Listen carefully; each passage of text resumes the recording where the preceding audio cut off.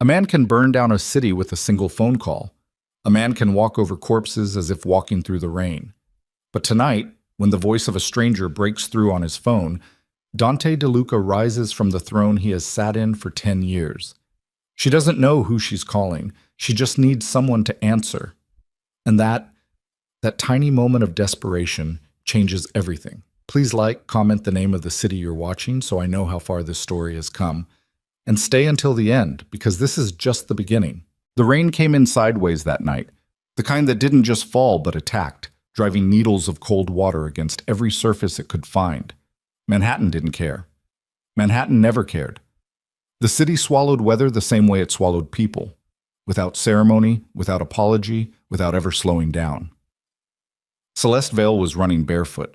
She'd lost her heels somewhere near the service entrance of Club Nero, one snapping clean off when she hit the wet pavement wrong. The other kicked free deliberately because 2 seconds of imbalance felt like a death sentence. The concrete tore at her feet. She couldn't feel it anymore. Fear had replaced every other sensation in her body, pushing blood and adrenaline through her veins with the efficiency that had nothing to do with survival instinct and everything to do with the simple animal truth that she did not want to die tonight. Behind her, voices. Not police voices, not the kind that announced themselves or warned you or demanded you stop so they could process you through some institutional machinery. These were the other kind, low, coordinated, calm, in the way that only men who did this professionally could manage to be calm. They weren't panicking, they were working. That distinction was the most terrifying thing she'd understood in the last 4 minutes. Celeste cut left into the alley that ran behind the club's loading dock, her shoulder scraping the brick wall hard enough to tear fabric, hard enough to skin her arm beneath it. She barely registered the pain. The alley smelled like standing water and diesel and something organic she didn't want to identify.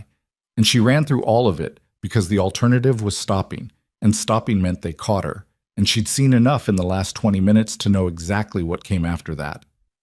She pressed herself into the recessed doorway of what used to be a restaurant kitchen, padlocked now, chains rusted orange, and tried to control her breathing. Her chest was doing something it shouldn't be doing. Her heart was hitting her ribs from the inside like it wanted out. She pressed her back against the door and listened. One set of footsteps, moving fast but not running. The difference was meaningful. Running meant uncertain, fast meant tracking. Celeste's left hand found her phone inside the soaked pocket of her dress. The screen cracked weeks ago, hairline fracture across the lower corner, and the battery warning had been blinking red for the past hour while she played the last set of the night at the Baby Grand in the club's second-floor lounge. Now the phone was at 11%, and the crack had somehow worsened and the screen cast pale blue light against her palm that felt, in this moment, like a flare she couldn't extinguish. She needed to call someone. She needed to call someone who could actually do something. The problem was that Celeste Vale's contact list was a document of her careful, deliberate smallness. She'd spent the last year making herself invisible. No social events, no deep friendships, no entanglements. She played piano 6 nights a week in a club she knew was dirty, took the cash, wired half of it to her sister's medical bills in Queens, and asked nothing and offered nothing, and kept her eyes pointed at the keys where they belonged, until tonight. She'd gone upstairs because the AC unit on the second floor had started making a sound like a dying engine, filling the lower lounge with warm, recycled air. And one of the bartenders, Marco, heavy guy, always smelled like clove cigarettes, had told her there was a portable fan in the storage closet on the 4th floor. It was a small thing. It was a completely unremarkable errand. It was the kind of thing that happened to people 1,000 times in 1,000 nights and amounted to nothing. Except the storage closet door she'd pushed open wasn't a storage closet, and the men inside weren't storing anything. She'd seen the senator. She recognized him. Gregory Hale, 3 terms in office, his face on transit advertisements, his name attached to a children's literacy initiative she'd seen fundraising ads for on her phone 6 months ago. He was standing against a far wall with his jacket off and his sleeves rolled, and his expression was not the expression of a public servant. Beside him, 2 men she didn't recognize but whose posture announced everything about who they were and what they did.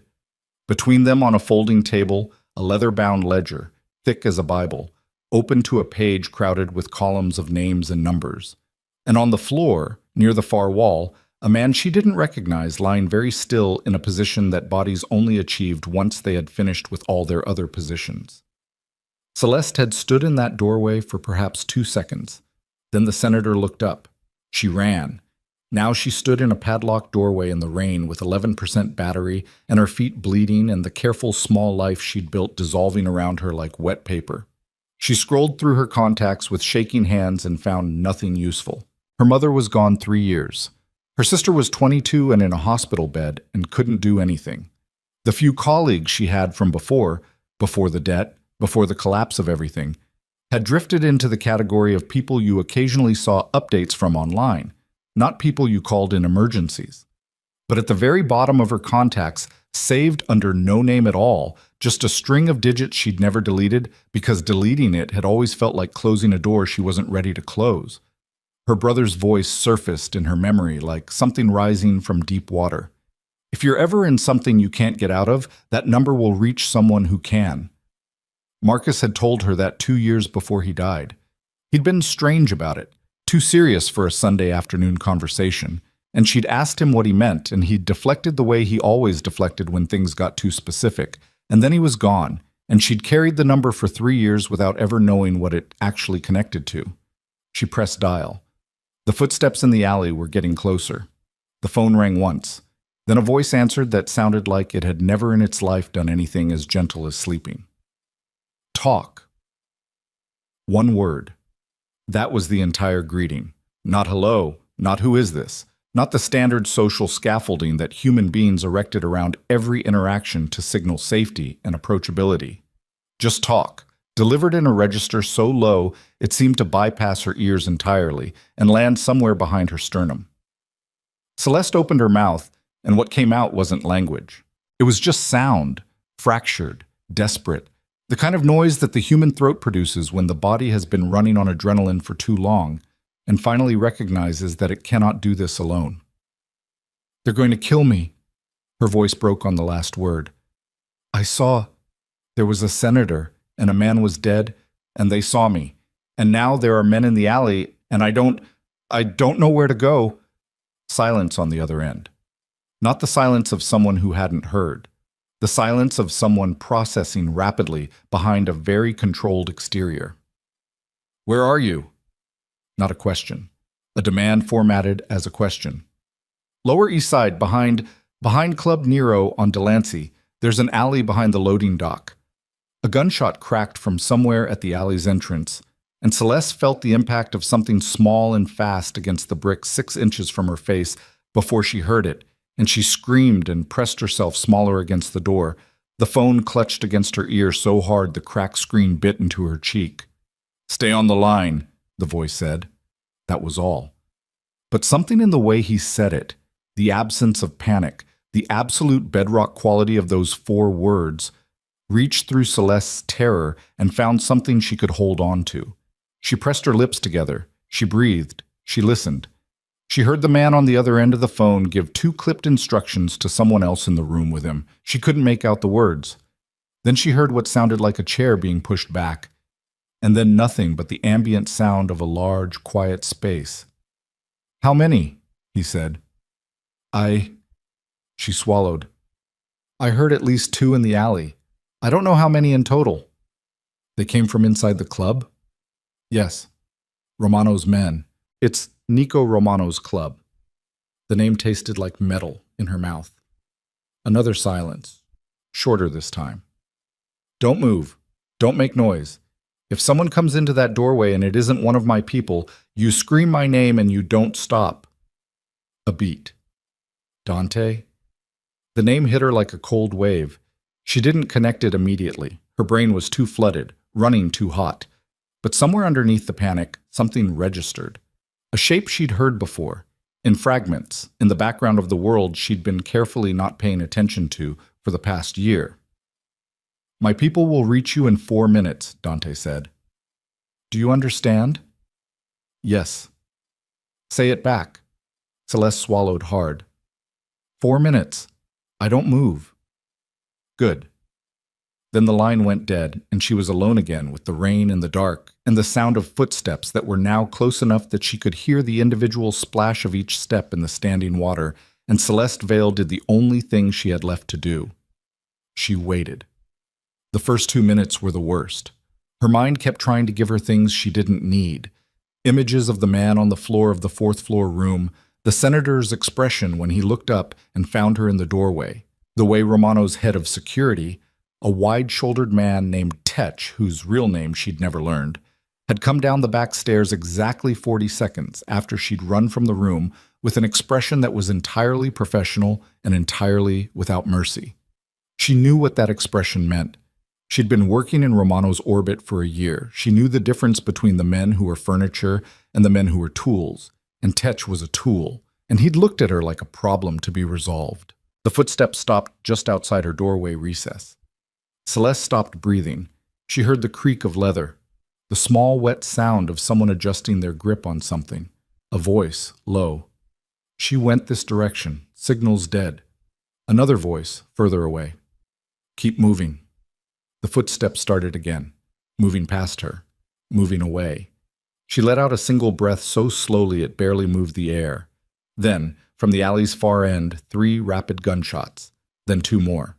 Then shouting that cut off abruptly in a way that Celeste had only heard once before in her life, a sound that she recognized now as the sound of a person reaching the end of their ability to make sound. Then silence, then footsteps. Moving toward her, measured. A flashlight beam swung through the rain and found her face. Celeste recoiled against the door, one arm coming up involuntarily. Celeste Vale. Not a question. She lowered her arm slowly. The man holding the flashlight was approximately 6'3", wearing a black wool coat that the rain had soaked through entirely, and his expression was the expression of someone who had just performed a task and was now moving on to the next one. His face was angular, dark-eyed, somewhere in his late 30s, and whatever you wanted to call what lived in his expression, it was not anything as simple as kindness. But he'd come. "You came," she heard herself say. The words came out small and bewildered, as if her brain hadn't fully committed to the possibility that calling that number would result in anything at all. Dante DeLuca looked at her for a moment. Then his gaze dropped briefly to her arms, to the bruising already forming at her wrist where someone had grabbed her in the stairwell, to the blood on her feet, to the torn fabric at her shoulder. Something moved behind his eyes, quick and dark and tightly controlled, like a door opening an inch before someone pushed it shut again. "Can you walk?" he said. "Yes." He didn't offer his hand. He turned and began moving back toward the alley's far end, and Celeste followed because the alternative was standing alone in a padlocked doorway in the rain, with bodies somewhere behind her, and the choice between those 2 things wasn't actually a choice at all. They passed 2 men on the ground. Celeste kept her eyes forward. Dante's SUV was idling at the alley's street entrance, matte black, engine running, a man behind the wheel who didn't turn around. Another man she didn't recognize held the rear door open. Dante put his hand on the door frame and stood aside, and Celeste got in, and then he was beside her and the door closed, and the city closed around them as they pulled into traffic like nothing had happened, like this was any other Friday night in Manhattan. For a long moment, neither of them spoke. Then Dante's phone rang. He answered it immediately. "Talk." A pause. "Where?" Another pause, and this time the silence was different. Not processing, but something that had temperature to it, something that ran cold. "How long ago?" He hung up. Celeste looked at his profile. "What happened?" Dante stared ahead at the rain-blurred city. "My people pulled the camera feed from the 4th floor. You're right about what you saw. The man on the floor was a federal auditor named Reeves, who'd been building a case against Romano's network for 2 years. A muscle worked in his jaw. They're going to find out what number you called." Celeste felt the cold settle deeper. "What does that mean?" "It means this gets significantly more complicated very quickly." She looked at her hands in her lap. Her left wrist had started to ache now that the adrenaline was thinning, a deep, bone-seated ache from where the hand had grabbed her in the stairwell. "I didn't know it was your number. I didn't know who—" "I know. My brother gave it to me. I don't know how he had it." Dante glanced at her for the first time since they'd gotten in the car. The look lasted only a second, but it was thorough. What was your brother's name? Marcus Vale. He died 3 years ago. She paused. Car accident. Or that's what the report said. Something shifted in Dante's expression that she couldn't parse. He looked back at the road ahead.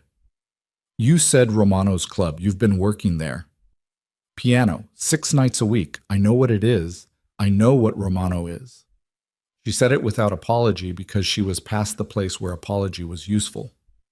I needed the money. My sister has a spinal condition that requires... She stopped herself. He didn't need the full arc. I kept my head down. Until tonight. Until tonight. Dante said nothing for a long moment. Outside, Manhattan continued to exist in its enormous, indifferent way. Lights bleeding into wet asphalt.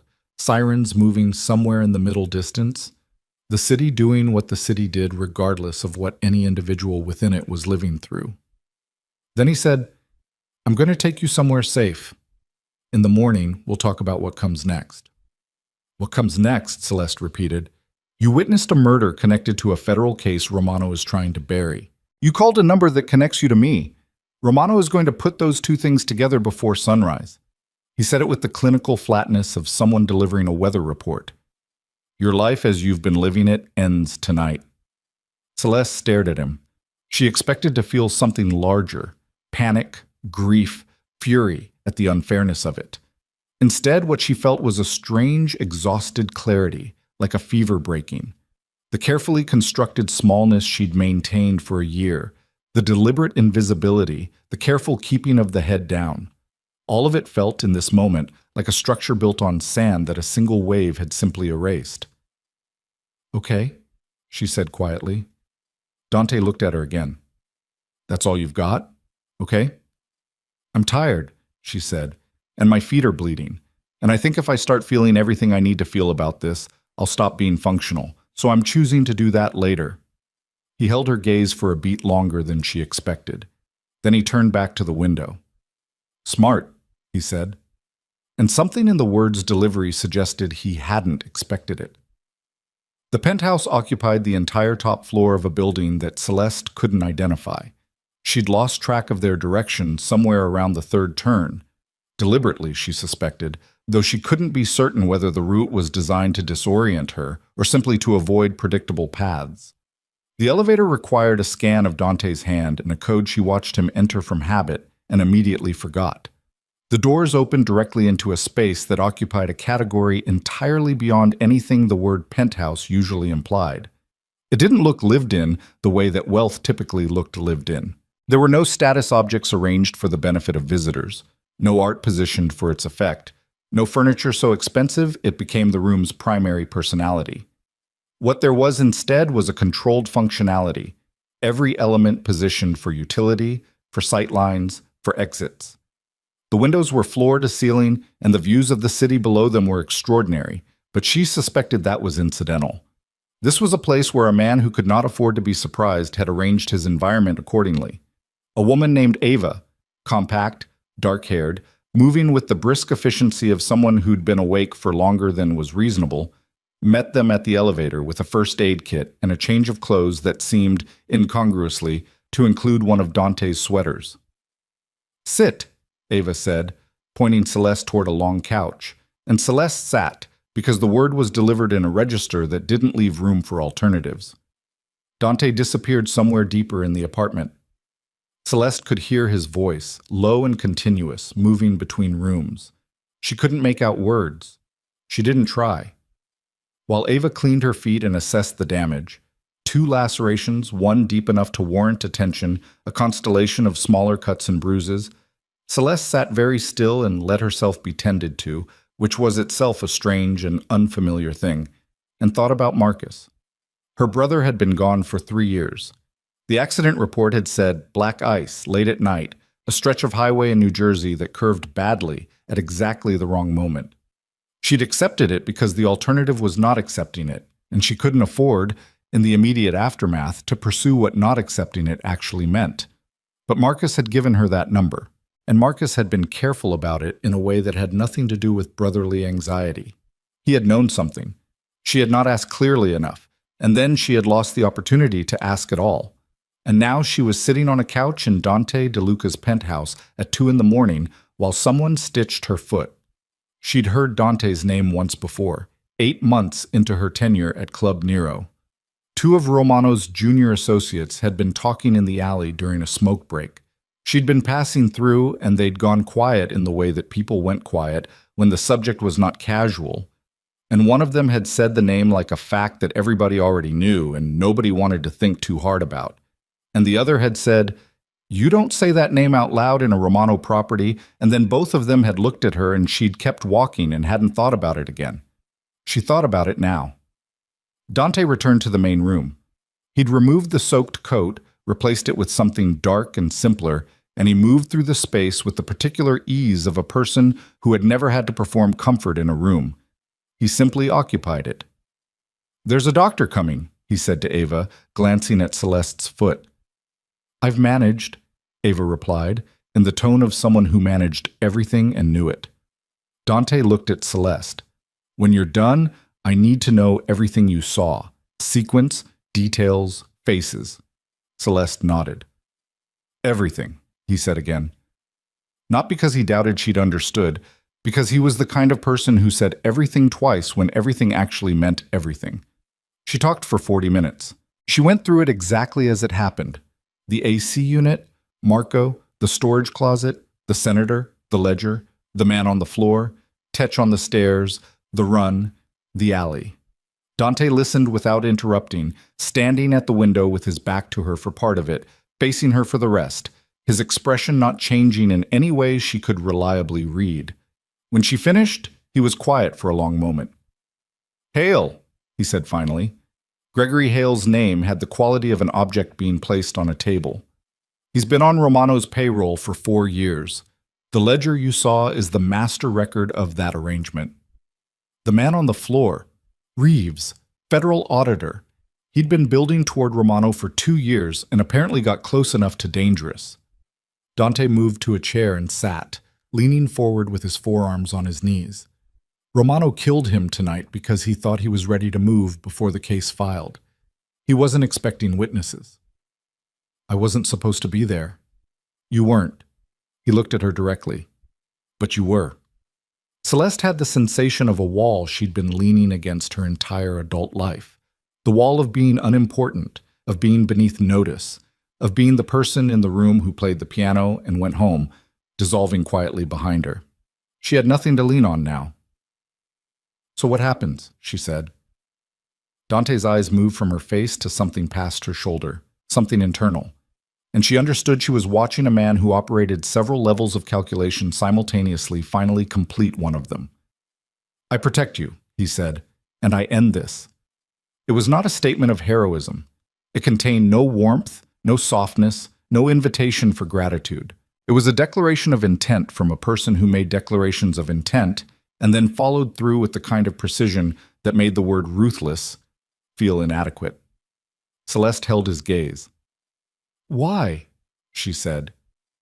The question surprised him. She could tell because it was the only question she'd asked all night that caused the slightest fissure in his composure. Not visible, precisely, but present.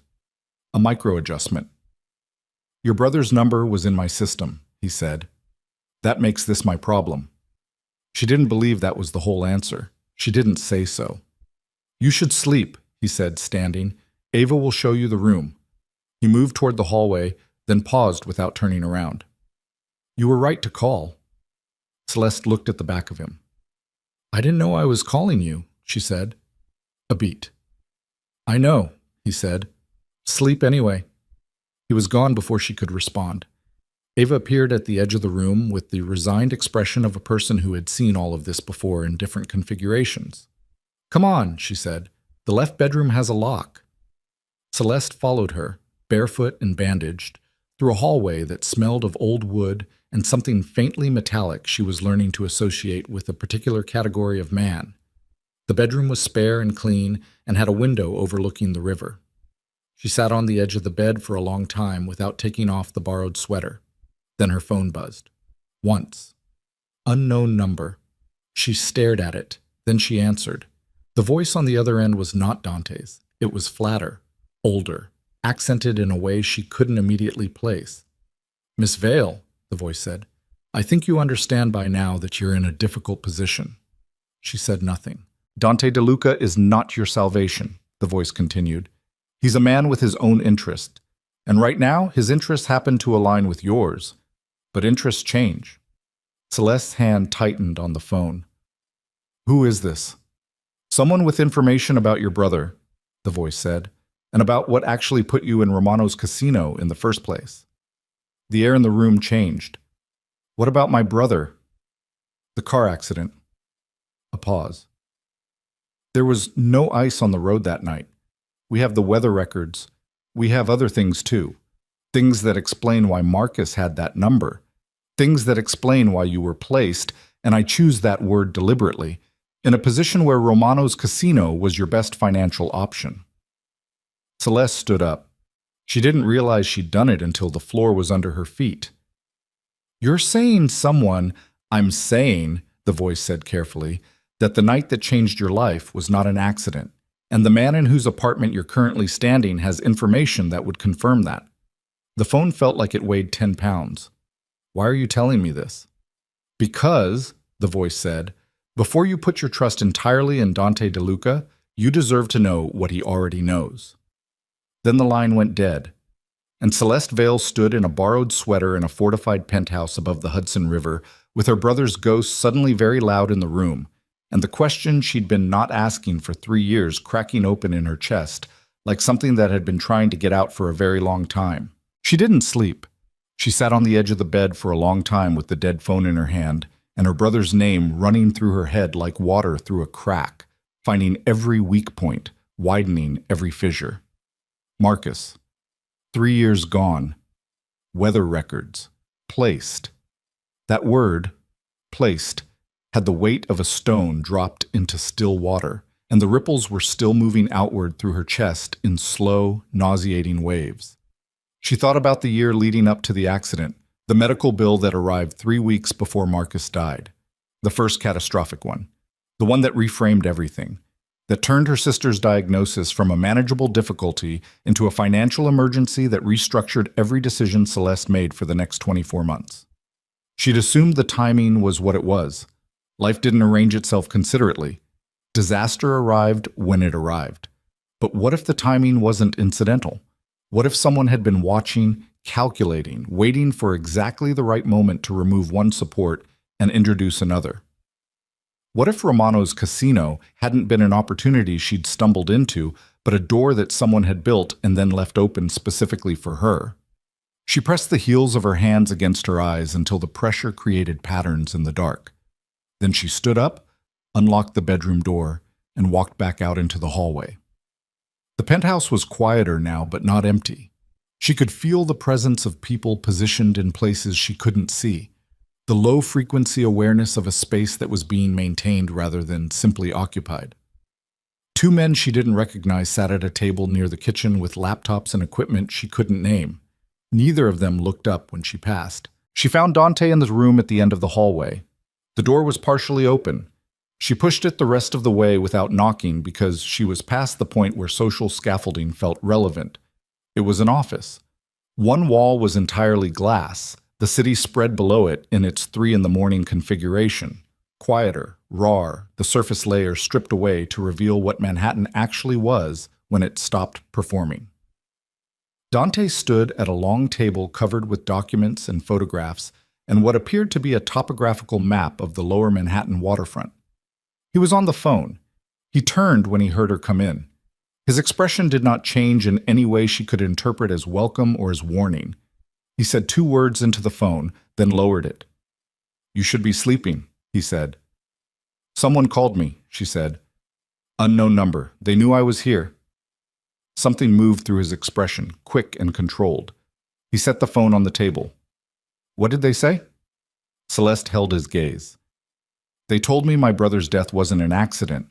They told me the car accident report was falsified.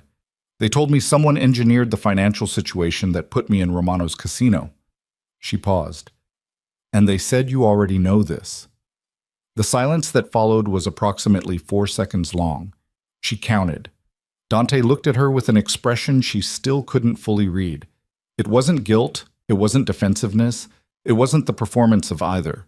It was something more controlled and therefore more unnerving. "Who called you?" he said. "I don't know."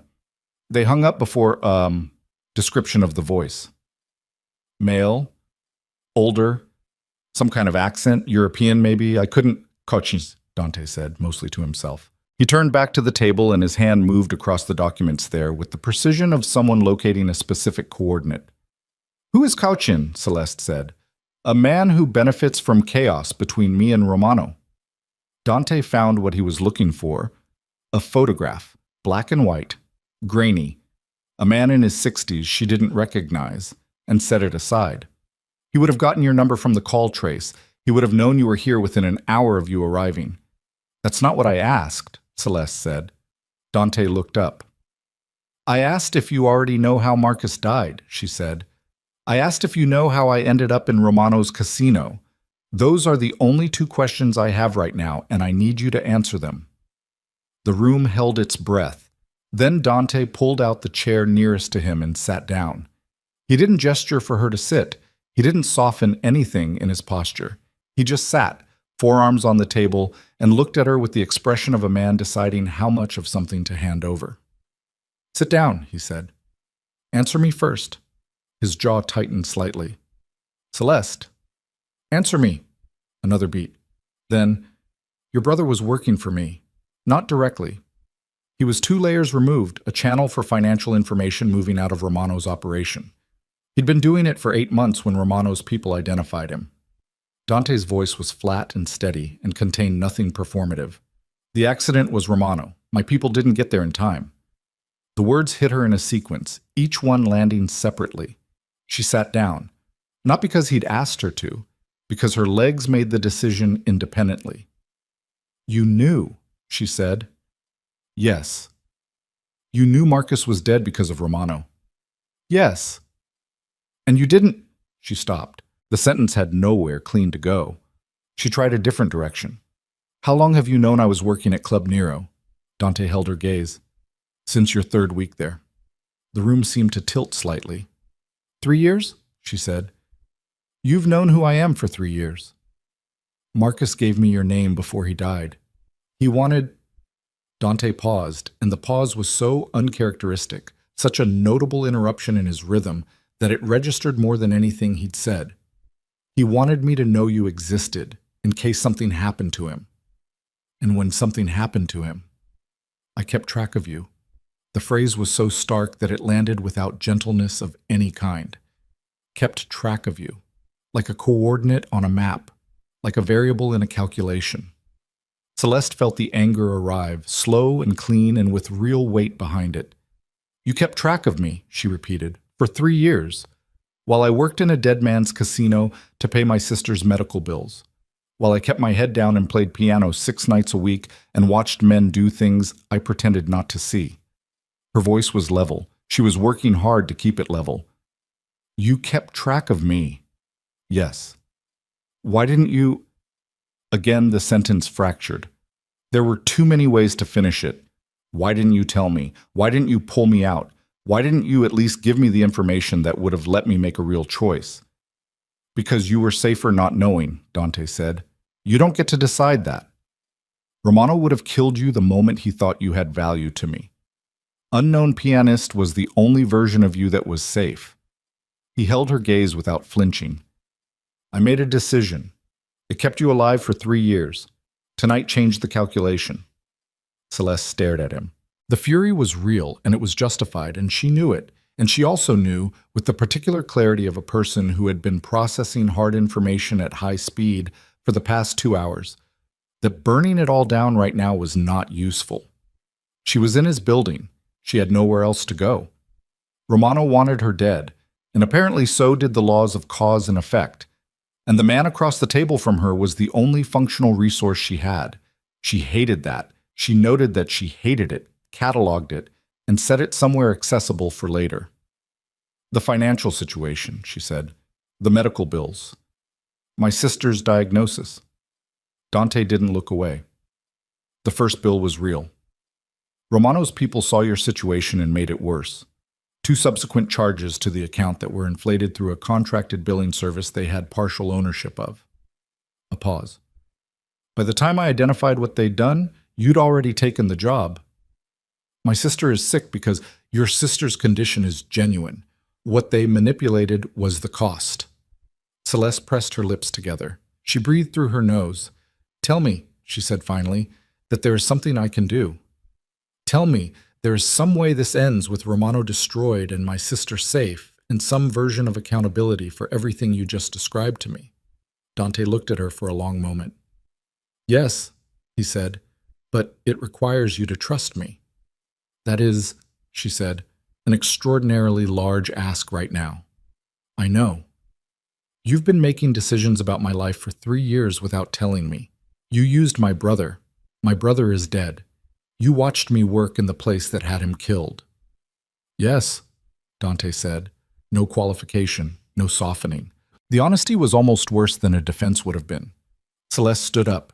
She walked to the window and stood there looking out at the city with her arms crossed and her back to him and her jaw working against the thing she was not going to say yet. Below her, the Hudson moved black and silver in the dark, indifferent, continuous. The person who called me, she said to the glass. Cauchin. He wanted me to not trust you. Yes. Which means he benefits from me not trusting you. Yes. Which means, she said, turning around, that you and Romano are not the only parties with an interest in whatever this ledger represents. Dante's expression shifted slightly. It was the first expression she'd seen from him that she could identify unambiguously. It was the expression of someone revising their assessment of another person upward. No, he said, we're not. So tell me what I'm actually in the middle of. He was quiet for a moment. Then he gestured toward the chair again, and this time she sat. Not because she was giving ground, but because she intended to hear everything and needed to be still enough to absorb it. He talked for 20 minutes.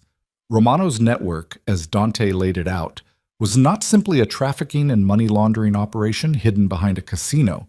It was an infrastructure, a system of leverage that had been built over a decade, collecting obligations and secrets from judges, law enforcement officers, federal representatives, and private interests across the northeastern seaboard. The ledger Celeste had seen in the 4th floor room was the master document of that infrastructure. It didn't just record transactions. It recorded what each person in Romano's network had done, in specific detail, in exchange for what they'd received. It was simultaneously an accounting document and a loaded weapon. 3 parties wanted it. Romano wanted it back and the witness erased. The federal case building around Romano wanted it as evidence. And a third party, European, old money, the name Cauchin, connected to a family of financial intermediaries who had been profiting from Romano's infrastructure without direct exposure, wanted it destroyed so that certain names in that ledger's columns remained invisible. And you, Celeste said, what do you want with it? Romano has been operating in territory he agreed, formally, was not his, Dante said. The ports, the financial channels. 3 specific arrangements that my operation built over 15 years that he began moving into without my knowledge 4 years ago. His voice was still flat, still even, but underneath it she could hear something that wasn't calm, something that had been running very quietly for a long time. The ledger documents that encroachment. It's evidence of breach. You want it as leverage against him. I want it to finish him, Dante said. Legally, where possible, completely, regardless. Celeste looked at him. And Marcus, she said. Where does my brother fit into what you want? The question sat in the room. Dante looked at the table for a moment, the first time his eyes had left her face in the conversation. Marcus came to me, he said finally. I didn't recruit him. He found out what Romano did to his family's finances, and he wanted to do something about it. I gave him away. What happened to him is something I carry. He said the last sentence with a precision that suggested it was not a practiced thing to say, but a true one. I should have pulled him out sooner. I didn't. That's mine. Celeste's throat tightened. She looked at her hands. Marcus had always been like that, always finding the thing that needed doing and moving toward it without announcement, without drama, without the kind of performance that would have made it easier to understand. She had loved him and been frustrated by him, and now he'd been dead for 3 years, and she was only now learning what he'd spent the last 8 months of his life doing. And the grief and the fury and the complicated pride were all present simultaneously, and she didn't have the architecture to sort them cleanly. She breathed. "Okay," she said. Dante looked at her. "Okay. We figure out how to get the ledger. We figure out how to end Romano. And we figure out how to do it before whoever else wants a piece of this gets organized enough to complicate things further." "Yes." "And then," she said, "we're going to have a very different conversation about the last 3 years." Dante held her gaze. "Yes," he said. And something in the way he said it suggested he wasn't dreading that conversation as much as he should have been. The next 12 hours moved in compressed, relentless increments. Dawn broke gray over the city, and Celeste slept for 4 hours despite her intention not to, and woke to find the penthouse in a different configuration. More people, more noise, a tension that had changed frequency from the careful quiet of the night before to something more operational, more forward-leaning. She showered, changed into clothes Ava had sourced from somewhere, ate something she couldn't afterward identify, and by 9 in the morning was sitting at the long table in Dante's office listening to a man named Luca Serrano explain the current tactical situation. Luca was Dante's right hand in the way that certain people became right hands, not through appointment, but through an accumulated history of proving to be the last person standing in difficult situations. He was mid-40s, lean, with the face of someone who had learned early that expressions were information and had largely stopped providing them. He looked at Celeste with the particular quality of attention that people gave to new variables they hadn't finished calculating. "Romano put out a full sweep at 6 this morning," Luca said, not to Celeste but to the room, which included her by proximity. "Every contact he has in NYPD is activated. He's also moved his operation for the ledger. It was in the 4th floor room until about 2 hours ago, and now our people can't locate it." "He moved it when he found out she called me," Dante said. "He moved it when he found out she was still alive," Luca corrected. "He assumed the problem was handled by 1 in the morning. When it wasn't, he let the implication finish itself." "Where are his people looking?" Dante asked. "Everywhere we'd expect. He's also put significant resources toward her sister." Celeste went very still. Luca's eyes moved to her briefly, not unkindly, just assessing. "He doesn't know where she is yet," Luca continued. "The hospital has her under a different name administratively. Billing issue from 2 years ago that was never corrected, which is either luck or someone's prior work." He glanced at Dante with the glance of someone who knew the answer to that. "How long does that hold?" Celeste said. 24 hours. Maybe less. Romano's people are not incompetent." She looked at Dante. "We need to move her." "We're working on it," Dante said. "She's post-surgery. She can't just be—" "We're working on it," he said again, with a finality that was not dismissal but was also not an invitation to continue pressing. "She'll be moved safely. That's already in motion." Celeste held his gaze for a moment, reading him, looking for the place where the promise was hollow. She didn't find it. She nodded. "The ledger," she said, turning back to Luca.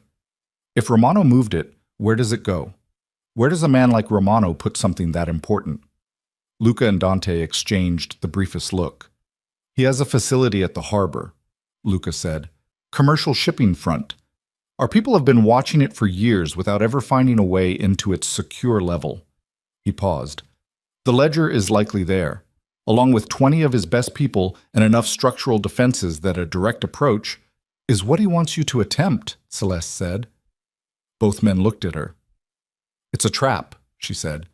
"Move the ledger to the most fortified place you have, wait for the person you know is going to come for it, and handle 2 problems at once." She looked at Dante. "He wants you to come." "I know," Dante said, "and you're going anyway. When the time is right." "When the time is right," Luca repeated, and his tone had an edge in it.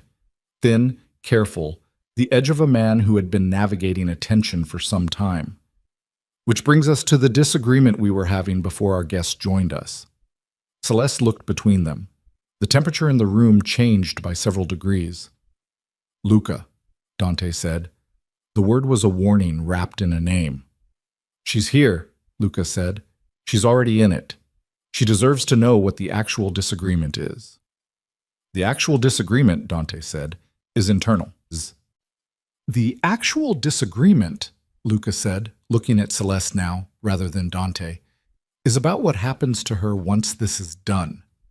There are people, not Romano, other people, people further up the structure, who know she exists now, who know what she saw, who know she's here. He paused. And there are options on the table for how to handle that which I think are being unduly influenced by factors that have nothing to do with operational calculus. Celeste looked at Dante. Dante was looking at Luca with an expression that was doing a great deal of work to remain neutral. What options? She said. There's a federal handler, Luca said, a man named Carver, who's been building the case against Romano independently of the official channels being compromised, as you know from the ledger. Carver has been trying to get a clean witness for 2 years. You walk in his door, you give him what you saw, you go into protective custody, and the case moves forward without you being in the middle of a war between 3 criminal organizations and a European intermediary. He said it steadily, without drama, laying it out like a blueprint. That's the clean option. That's what I'm recommending. Celeste looked at Dante. And you're not, she said. Dante didn't look at Luca, he looked at her. Federal protective custody puts you in a system that Romano has significant reach inside, he said. The same system that's supposed to protect you is the same system that's been protecting Romano for 4 years. Carver is clean, but Carver doesn't control his own chain of command. So you want to keep her here, Luca said, where she's a civilian inside an active operational situation, where she's a demonstrated emotional complication for Luca. The word came out quietly, but something in its frequency ended the sentence. The silence was sharp. Luca looked at Dante for a long moment. Then he looked at his phone, picked it up, and walked toward the door. I'll have an update on the sister's transfer in an hour, he said, and left. The room breathed again. Celeste looked at the documents on the table. He's right, she said. About which part? About the emotional complication part, she said. You've been carrying Marcus's death for 3 years, and now I'm here, and I'm his sister, and that creates a variable you're not accounting for cleanly. She said it without accusation, just with the clarity of someone who'd been watching carefully. It doesn't mean your instinct about the federal custody is wrong, but it might mean your reason for the instinct is not entirely what you think it is. Dante looked at her. For the first time since she'd met him in this long, strange night that had begun in an alley and arrived here, he looked like a man who was occupying his own reaction rather than managing it from a distance. Maybe, he said. It was, she suspected, among the largest concessions he regularly made. She nodded once. Then her phone buzzed on the table. Not her phone. A phone that had been placed on the table by someone on Dante's team. A clean device, untraceable, with only one number loaded in it. The phone that connected to the safe line they'd established for her sister's hospital. She grabbed it. The voice on the other end was not her sister. It was a woman she didn't recognize, speaking in a tone that was professionally calm in the way that people were professionally calm when they were describing something bad. Miss Vale, I'm calling from the nursing station on Ward 7. Your sister is asking for you. She's... A pause. She's received a visitor in the last 20 minutes. We're not certain how they got past reception. The visitor has left, but your sister is very distressed and she's asking, Is she hurt? Celeste said. No, physically she's... No, but she received a message. She says the man told her to tell you something that you'd understand. Celeste's hand tightened on the phone. Dante had already moved to stand beside her. What message? Celeste said. The nurse read it. 3 sentences. Delivered to a hospital bed to a 22-year-old with a compromised spine who had nothing to do with any of this except the accident of sharing blood with Celeste Vale. 3 sentences that made the color leave Celeste's face entirely. She lowered the phone, Tom. Dante was watching her. Romano found her, Celeste said. Her voice came out level, which surprised her, because the rest of her was not level at all. He was there. He left a message. She looked at Dante. He knows she's here. He knows I'm here. And he says... She stopped. What did he say? He says the ledger comes to him, or my sister doesn't make it to morning. The room went very quiet. Dante's expression did something she hadn't seen it do before. Not anger, Betty. Anger was too simple for it. It was the expression of a man in whom several systems had simultaneously reached the same conclusion, and that conclusion had no mercy in it at all. He turned to the door. "Get Luca," he said to the room. "Get Heroine. Get everyone." Celeste stood at the table with the phone in her hand and her sister's terrified voice somewhere behind the nurse's clinical recounting and the full weight of everything. Marcus, the casino, the ledger, 3 years of carefully maintained smallness that had somehow led here, pressing down on her from everything moved at once. Dante was through the office door before Celeste had finished the last word of Romano's message, his voice already cutting down the hallway in short, hard bursts that produced immediate motion from everyone within range.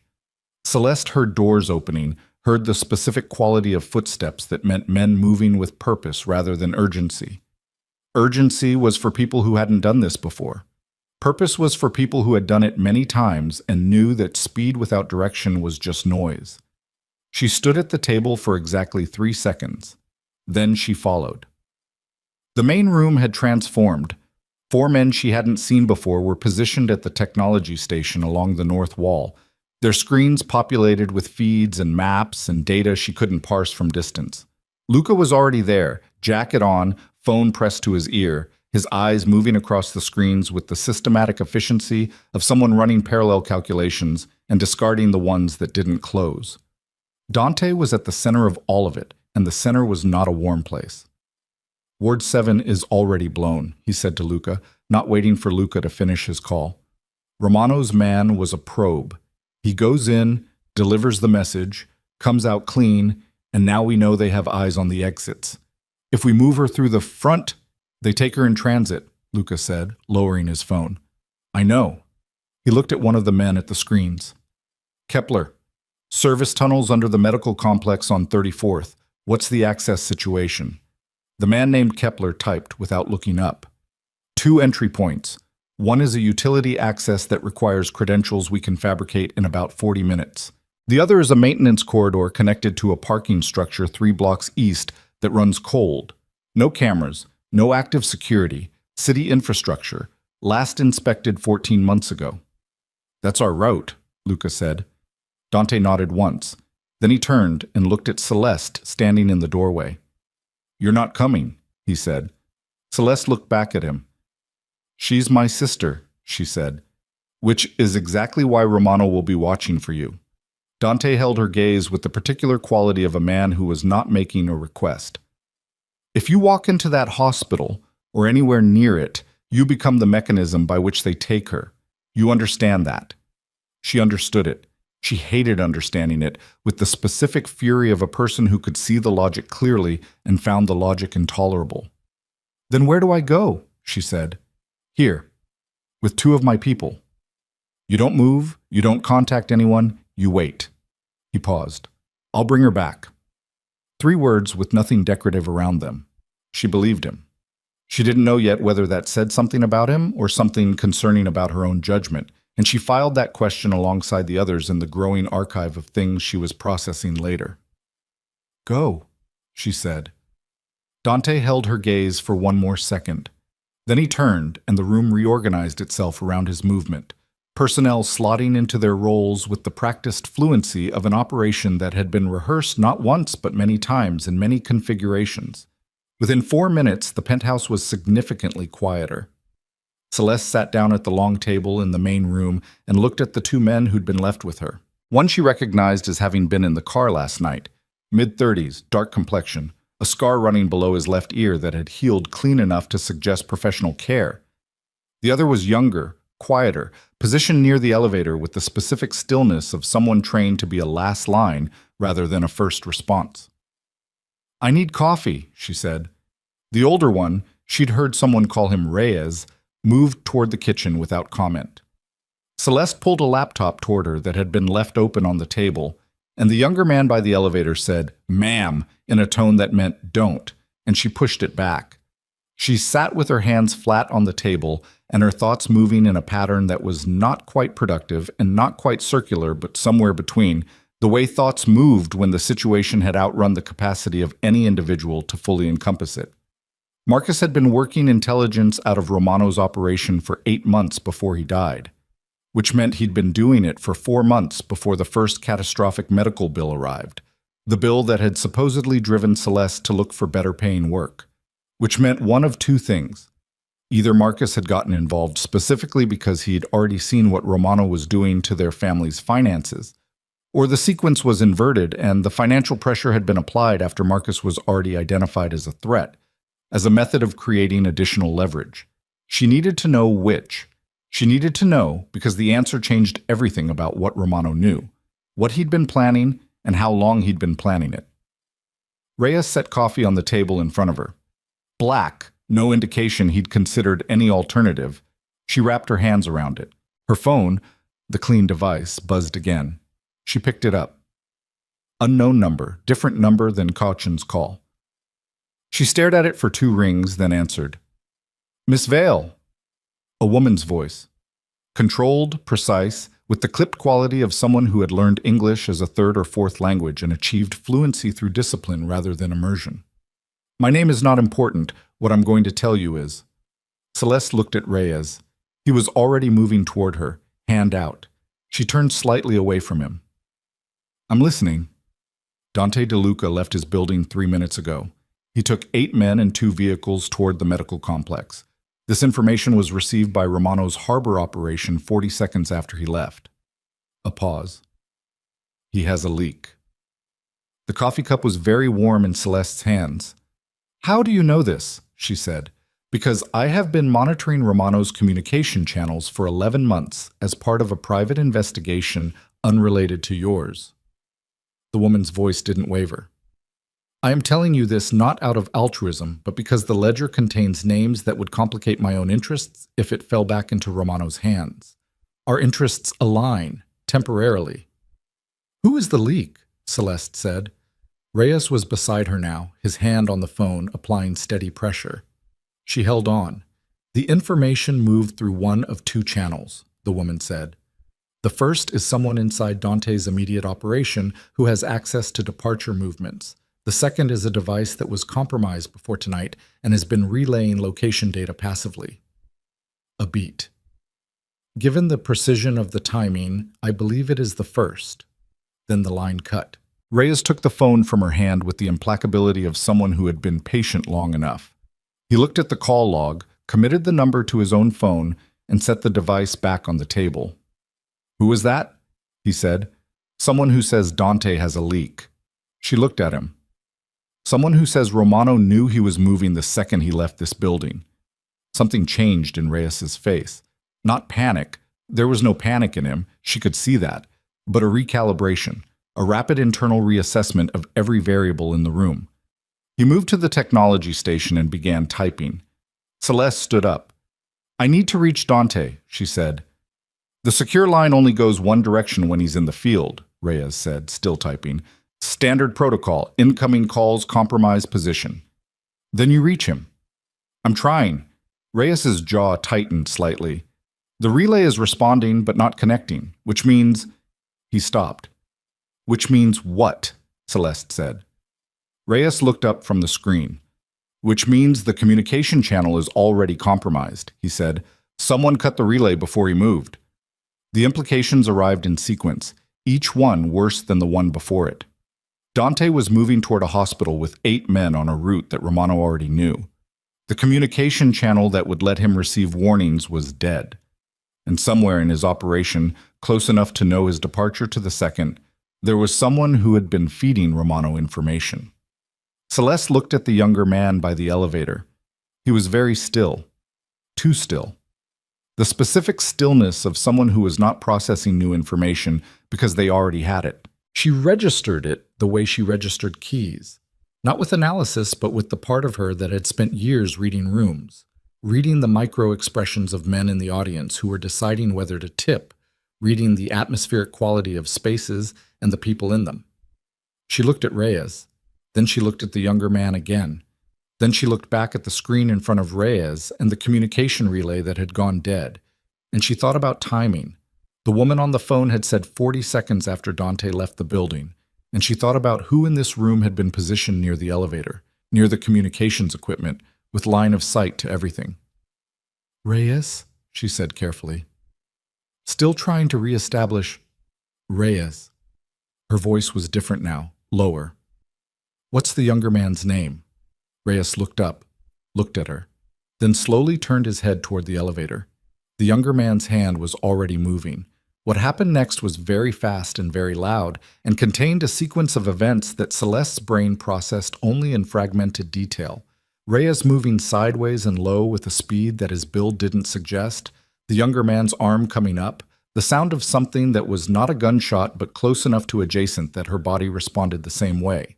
And then Reyes connecting hard with the younger man against the elevator doors, and the brief, brutal efficiency of two trained people occupying the same small space with incompatible intentions. It lasted 11 seconds. Then the younger man was on the floor and Reyes was breathing hard and bleeding from a cut along his forearm that he looked at with the mild irritation of someone assessing an inconvenience. Celeste was standing against the far wall with the coffee cup still in her hand. She set it down. He was the relay, she said. Apparently, Reyes said, pressing his forearm against his jacket.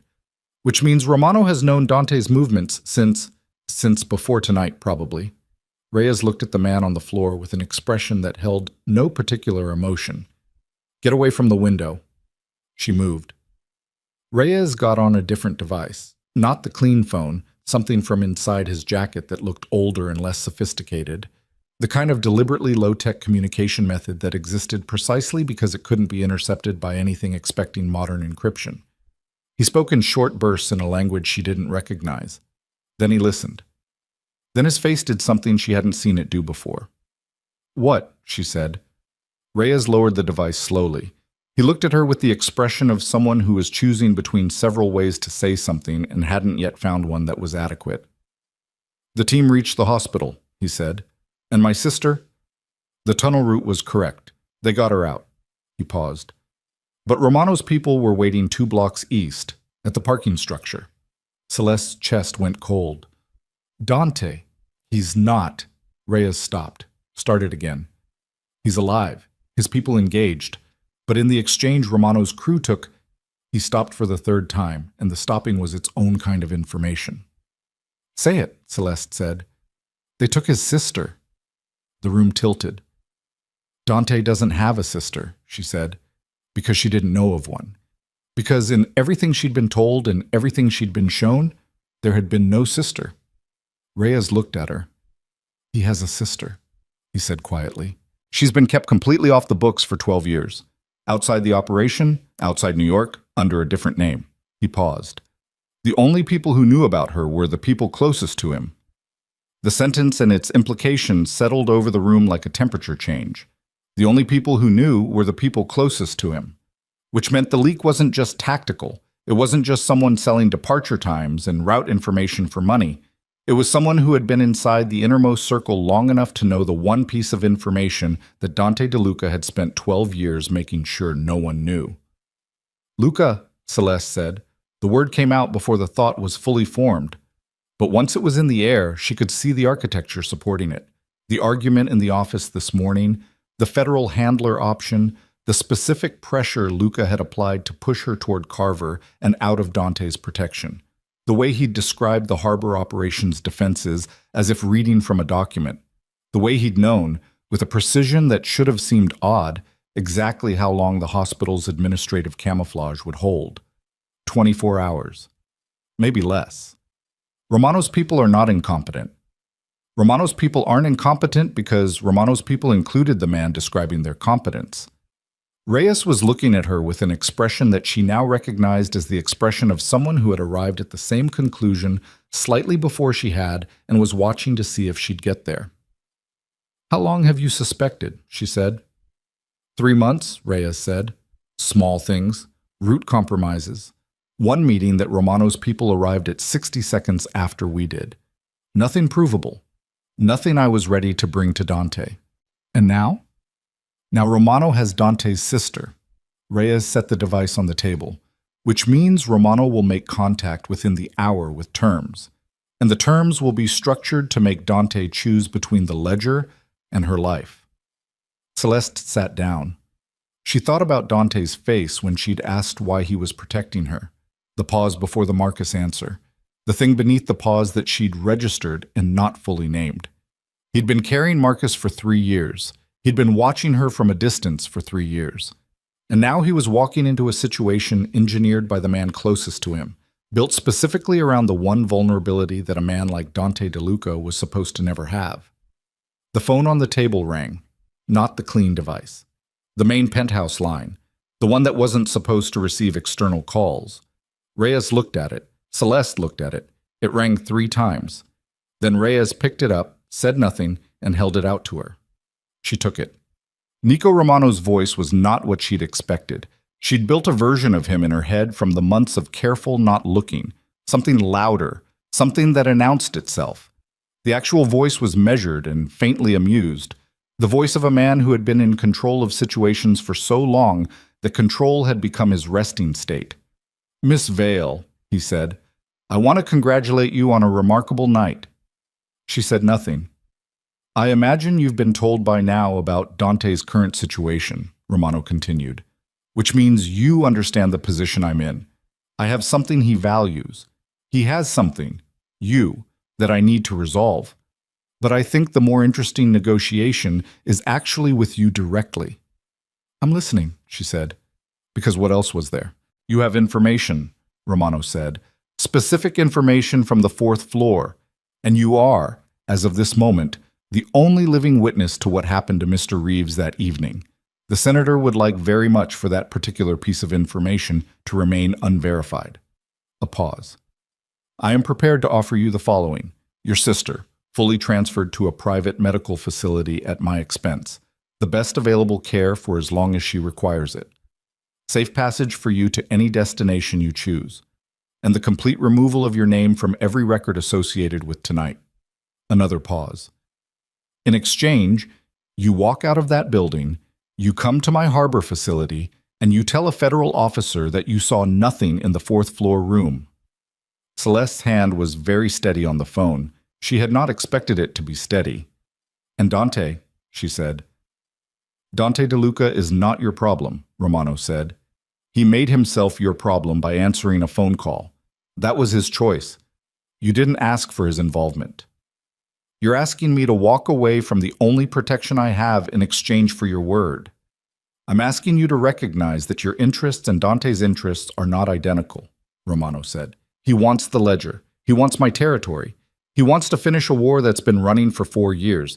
You want your sister alive and your own life back. Those are different things. I can give you yours." The silence stretched. Celeste looked at Reyes. He was watching her with an expression that gave her nothing. She thought about the 4th floor room, the ledger open on the folding table, Reeves on the floor, Hale's face turning toward the doorway. The senator's expression, not shocked, not guilty, simply the expression of a man calculating whether the problem could be managed.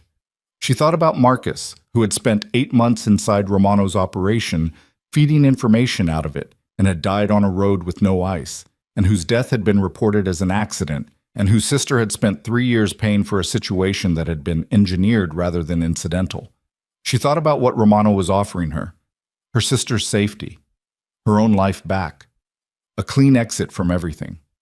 She thought about what it would cost. Then she said, "I need 2 hours." Romano was quiet for a moment. "You have one," he said. "After that, the terms change." The line went dead. Celeste set the phone down. Reyes was already looking at her with the focused attention of a man waiting to be told what was actually happening. "He thinks I'm considering it," she said. "Are you?" She looked at him. "No," she said. "But he needs to think I am for the next hour." She pushed the phone aside and pulled the laptop back toward her, and this time Reyes didn't say a word. "I need to know everything about the harbor facility, every structural detail you have, every guard rotation, every access point and its vulnerability." She opened the screen. "And I need to know how to reach Carver." Reyes frowned. "The federal handler." "The one Luca said was compromised by Romano's reach." She looked at him. "Which may or may not be true, given the source." And given that Romano just called me instead of going through official channels, I'm beginning to think the federal case against him is not as comfortably managed as he's been led to believe. Reyes was quiet for a moment. Carver would need the ledger to move, he said. Without it, whatever you tell him is testimony with no documentation. I know. She met his gaze. Which means we need to get the ledger before Dante tries to, and before Romano realizes I'm not walking to that harbor to sign away everything I saw. The gravity of what she was describing settled over both of them. Celeste Vale, 26 years old, a pianist who had spent a year keeping her eyes on the keys, who had run barefoot through a rain-soaked alley less than 12 hours ago, who had come into this with nothing but a phone number her dead brother had given her, was proposing to move against a man who had been operating with impunity for a decade, using resources she barely understood, in a building she'd been in for less than 8 hours, while the only person she'd been relying on was somewhere in the city, surrounded by Romano's people and betrayed by the man who was supposed to have his back. She knew how it sounded. She also knew that the 1 hour Romano had given her was already running. You said 3 months, she said to Reyes. 3 months of small things pointing toward Luca. Yes. Which means you built something. Documentation, records, something you were preparing to bring to Dante when you had enough. Reyes looked at her for a long moment. Then he reached inside his jacket and removed a small drive, the kind that was designed to look like something innocuous, and set it on the table between them. It's not everything, he said. Is it enough to tell a federal officer where to start looking? He thought about it. Combined with what you saw in the 4th floor room, he said slowly, combined with the communication records from tonight, he paused. Maybe, she repeated. In this business, Reyes said, maybe is a better position than most people get. Celeste picked up the drive. She thought about Dante in that armored car last night, coming through the rain to a doorway she'd been pressed against, crouching in front of her with that expression she still hadn't fully named. She thought about the way he'd said, I carry it, when he talked about Marcus. She thought about 12 years of keeping a sister's name off every record, off every ledger, inside every wall he could build, and how the one person he'd trusted with it had been the mechanism of her exposure. She thought about what it meant to have the thing you'd spent the longest time protecting taken from you by the person you'd trusted to help you protect it. Then she stood up. We have 53 minutes, she said. Tell me everything you know about how to get into that harbor facility without going through the front. Reyes looked at her with an expression that was not quite admiration and not quite doubt, but something balanced precisely between them, the expression of a man recalibrating what category this woman belonged in. Then he pulled the laptop toward him and began to. The harbor smelled like diesel and cold salt, and something underneath both of those things that had no clean name. Celeste had spent 41 minutes with Reyes going over everything he had, the facility's layout reconstructed from 2 years of partial surveillance, guard rotation patterns extrapolated from delivery schedules, the specific structural weakness in the eastern loading dock, where a drainage system connected to a maintenance corridor that connected 3 levels down to the secure floor where Romano kept things he didn't want found. It wasn't a plan so much as a framework built on educated inference and the specific desperation of people who had no better options. Reyes had said twice that she should stay. She had not stayed. The car was not one of Dante's. Reyes had sourced it from somewhere she hadn't asked about, an older sedan the color of a city street at night, unremarkable in every dimension that mattered. He drove. She sat in the passenger seat with the small drive in her jacket pocket and Reyes's secondary weapon tucked against her ribs in a configuration she'd never worn before, and that felt both foreign and, disturbingly, not as foreign as it should have. She'd fired a gun exactly once in her life. Summer camp, upstate. A rifle range exercise she'd done because her bunkmate dared her to. She'd hit the target twice out of 8 shots and felt nothing particularly notable about it and not thought about it again for 15 years. She thought about it now. The eastern dock, Reyes said without looking at her. We go in through the drainage access, we move to the maintenance corridor on sub-level 2, and we do not engage anyone we don't have to engage. The objective is the ledger and the location of Dante's sister. That's it. We do not deviate. And if Dante is already inside, then we find him, and we tell him about Luca and we let him make the next decision. And if Romano has already moved the ledger, Reyes was quiet for a moment. Then we've had a very bad night. The facility was large and deliberately ugly, the kind of industrial structure designed to look like exactly what it claimed to be. Commercial shipping infrastructure, anonymous, functional, the architecture of concealment through ordinariness.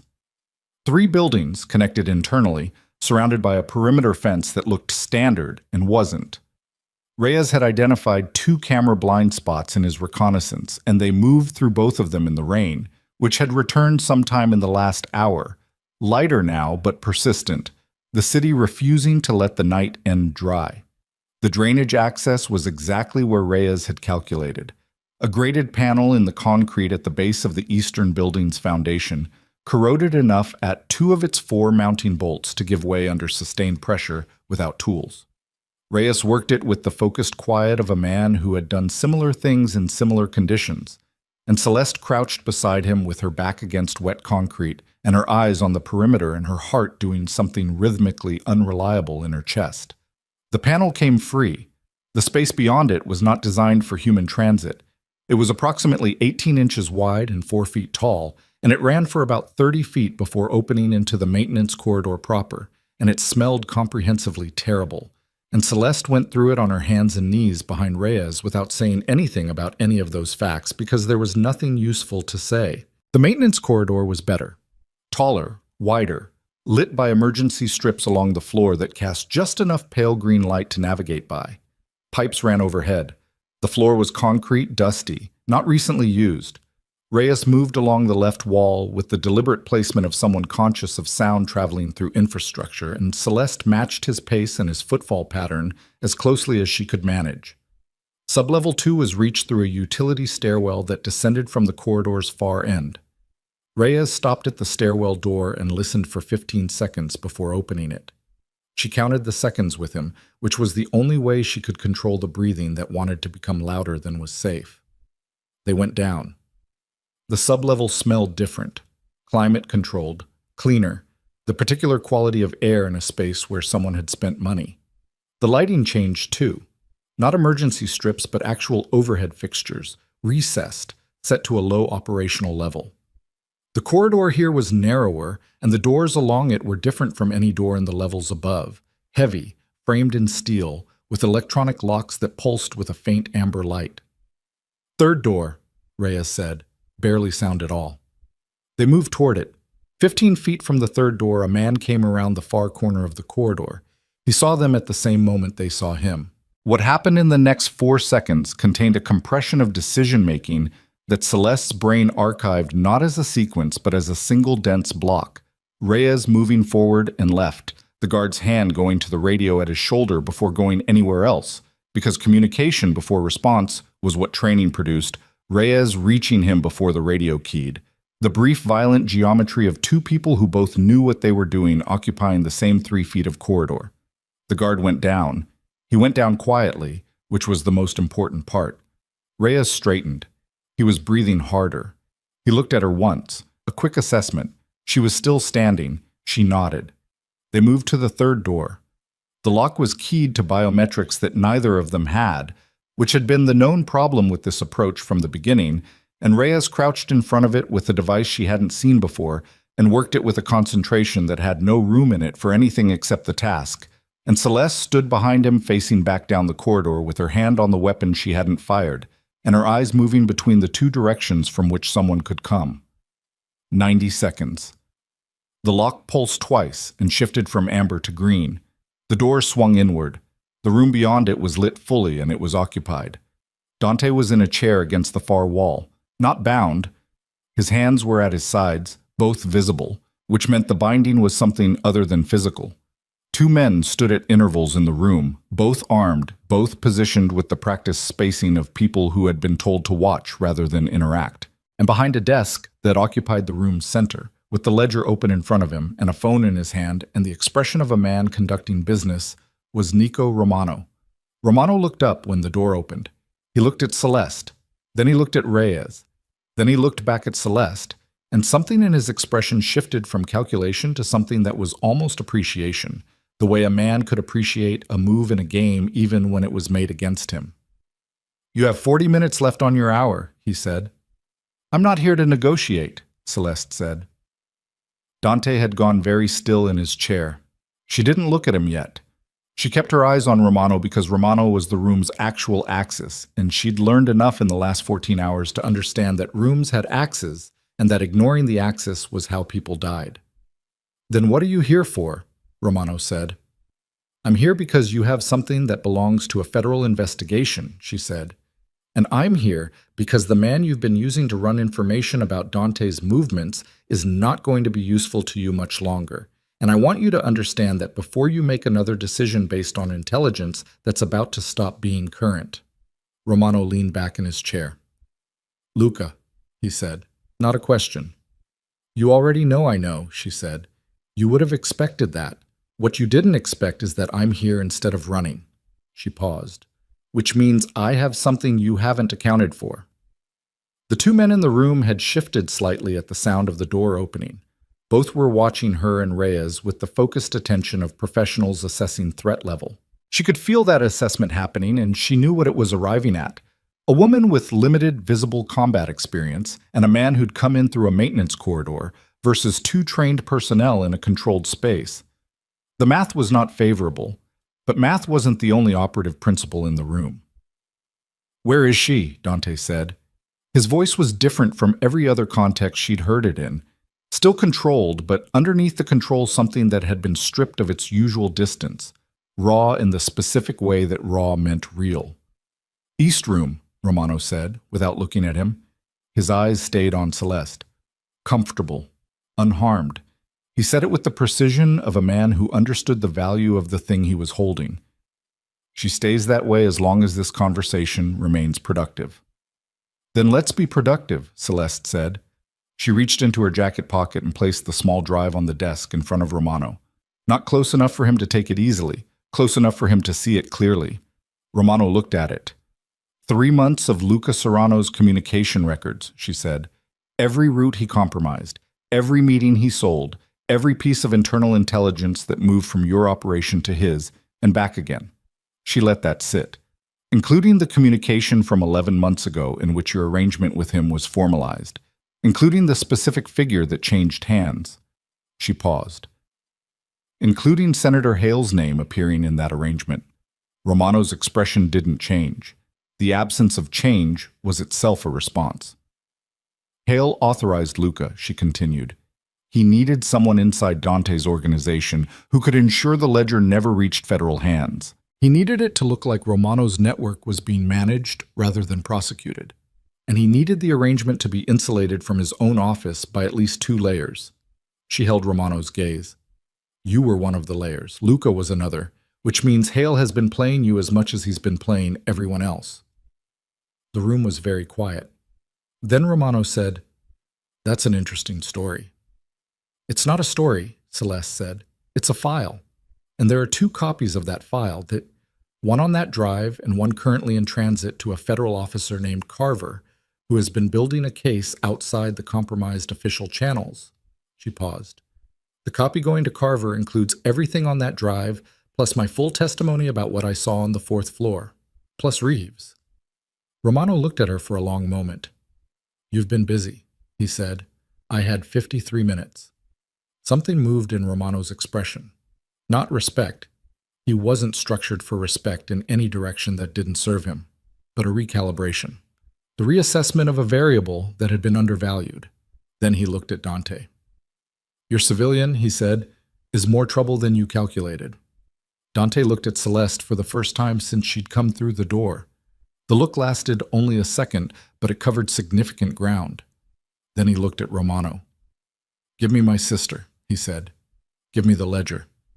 And walk away from everything east of the Port Authority line before the end of the month. Those are the terms. Romano almost laughed. You're not in a position... Reyes. Dante said the name at a normal conversational volume. From the corridor outside the open door, 2 sounds. A short percussive impact and then another, separated by approximately 1 second. Then silence. The 2 men in the room looked at the door. Reyes stood in the doorway. He was breathing hard.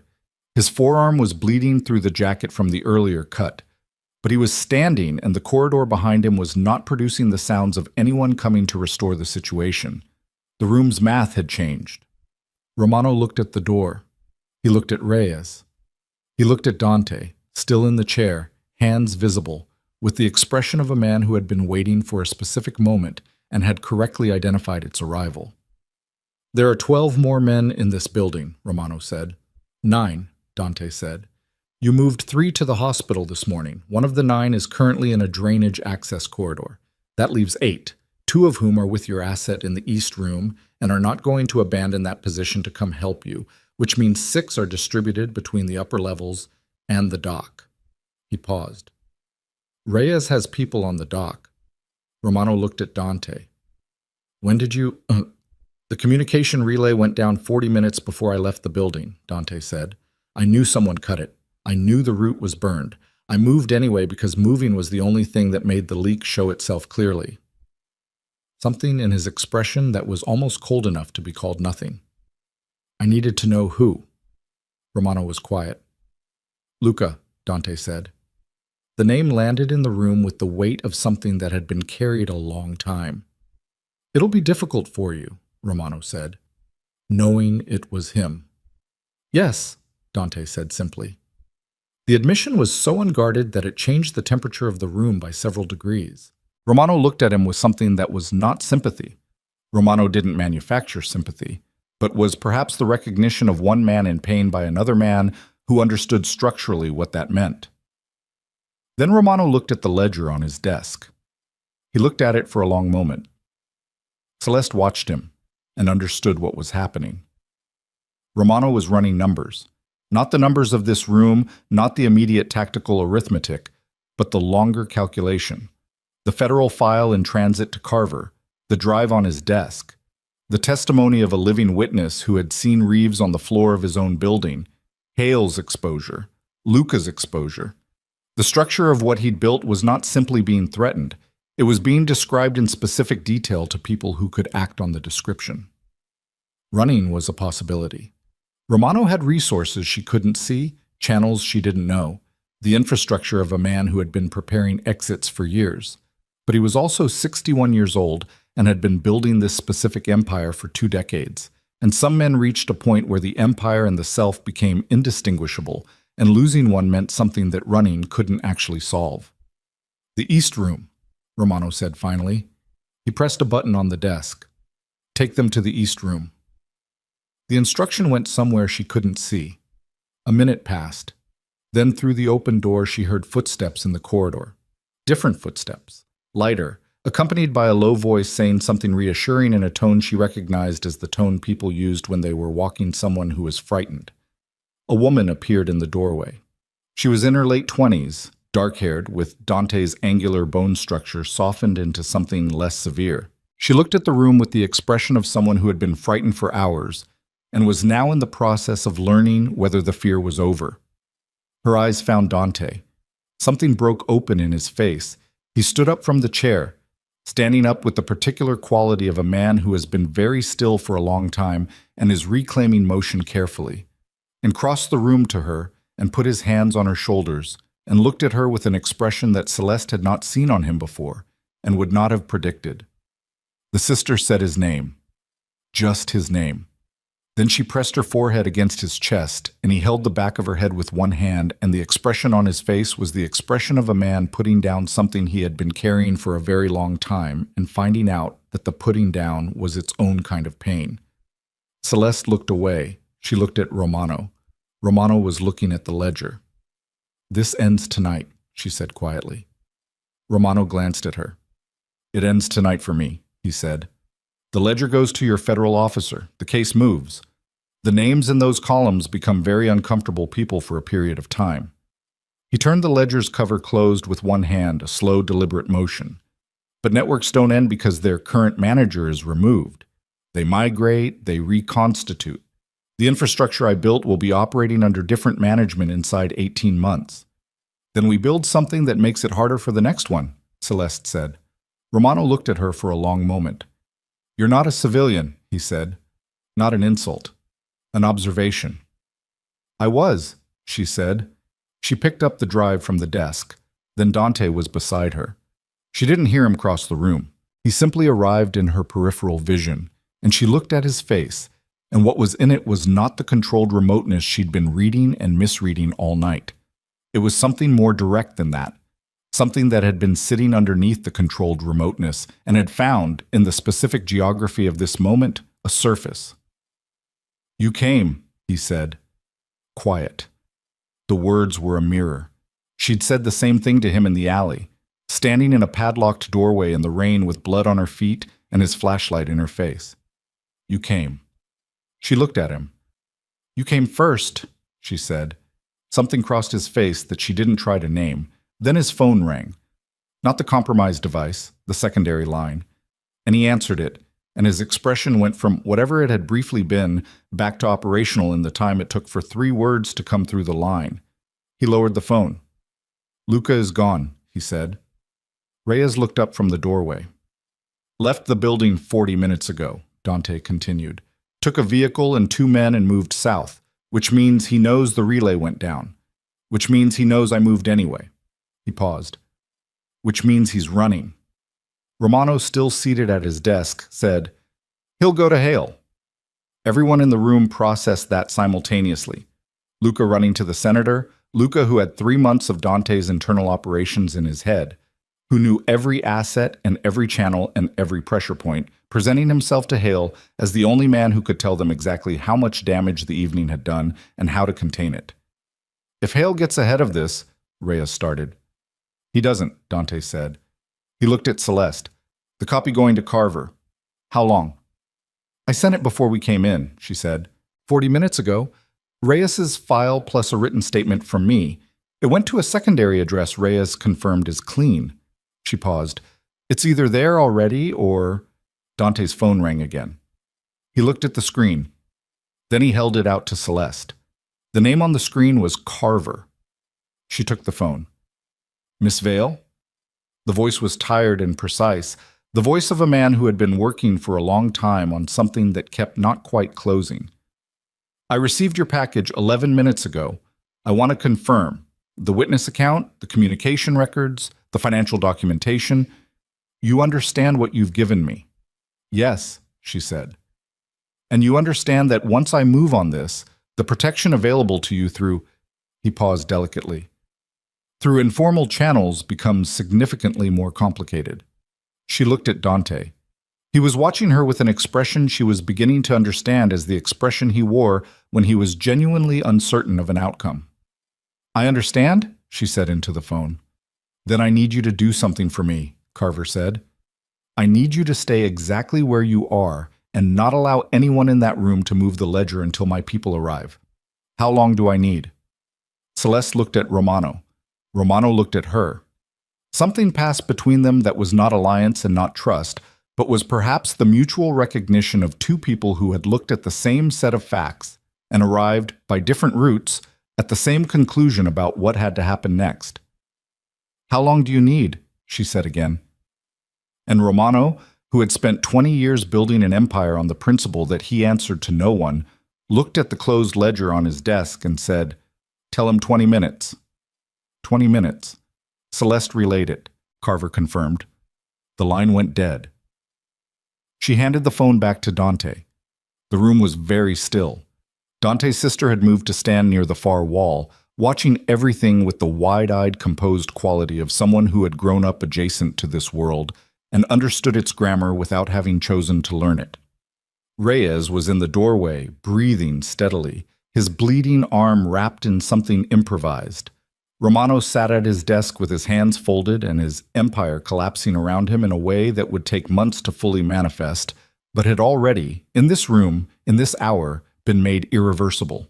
And in the center of it, 2 people who had arrived at this room from opposite ends of the same thread that had been running since Marcus Vale had handed a phone number to his sister 3 years ago and said, "Use this if you're ever in something you can't get out of." Dante looked at Celeste. "When this is done," he said, low enough that it was only for her, "there's a conversation we need to have."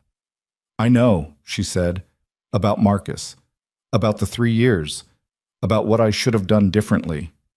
He paused. "About several things." "I know," she said again. I'm not good at those conversations. I noticed. Something moved at the corner of his mouth, not quite what it would have needed to be to qualify as anything warmer, but present. Then the dock above them erupted. The sound came through the building's infrastructure before it came through the air. A vibration in the floor, then the walls, then the ceiling, followed by the unmistakable percussion of things going wrong very fast at significant scale. Shouting, running, two sharp impacts that made the overhead lights flicker. Reyes was already moving back into the corridor. "Luca," he said from the doorway. One word, not a question. Dante's expression closed back into something that had no warmth in it at all. He looked at Romano. "He came back," Romano said, and the three words contained a particular quality of surprise, the surprise of a man who had believed Luca would run and had not accounted for the alternative. He came back for the ledger. The 20 minutes they'd promised Carver had been running for 4. 16 minutes remained. Dante moved to the door. "Stay here," he said, and the instruction was directed at 3 people in the room, but his eyes were on Celeste when he said it, and his eyes were carrying something that she understood was not a command, but was a request, which was a thing she had not expected from him, and which landed with considerably more weight than a command would have. She looked at him. "Dante," she said. He stopped in the doorway. She held up the drive. "The ledger stays in this room," she said. "Whatever happens up there. The ledger stays and Carver's people get here in 16 minutes, and this ends the right way." Dante looked at the drive in her hand, then at her face. "Yes," he said. Then he was gone, and the corridor swallowed the sound of him moving, and from somewhere above them the building continued its violent rearrangement, and Celeste Vale stood in a room with a closed ledger and a dead man's drive and a mafia king's sister and a man who had sold his employer's secrets. And she did the thing she had become, in the space of 14 extraordinary hours, unexpectedly capable of. She did the thing she had become capable of, which was staying still when everything in her wanted to move. The sounds from above were not abstract. They were specific. Boots on metal grating, something heavy being overturned, the particular compressed crack of a firearm in an enclosed industrial space, which was nothing like the sound of gunfire in open air, which was nothing like anything she had experienced before 3 days ago, and which her body now recognized with a chemical immediacy that bypassed every layer of reasoning she had. Her pulse spiked. Her hands wanted to do something. She made them stay at her sides. Romano had not moved from behind his desk.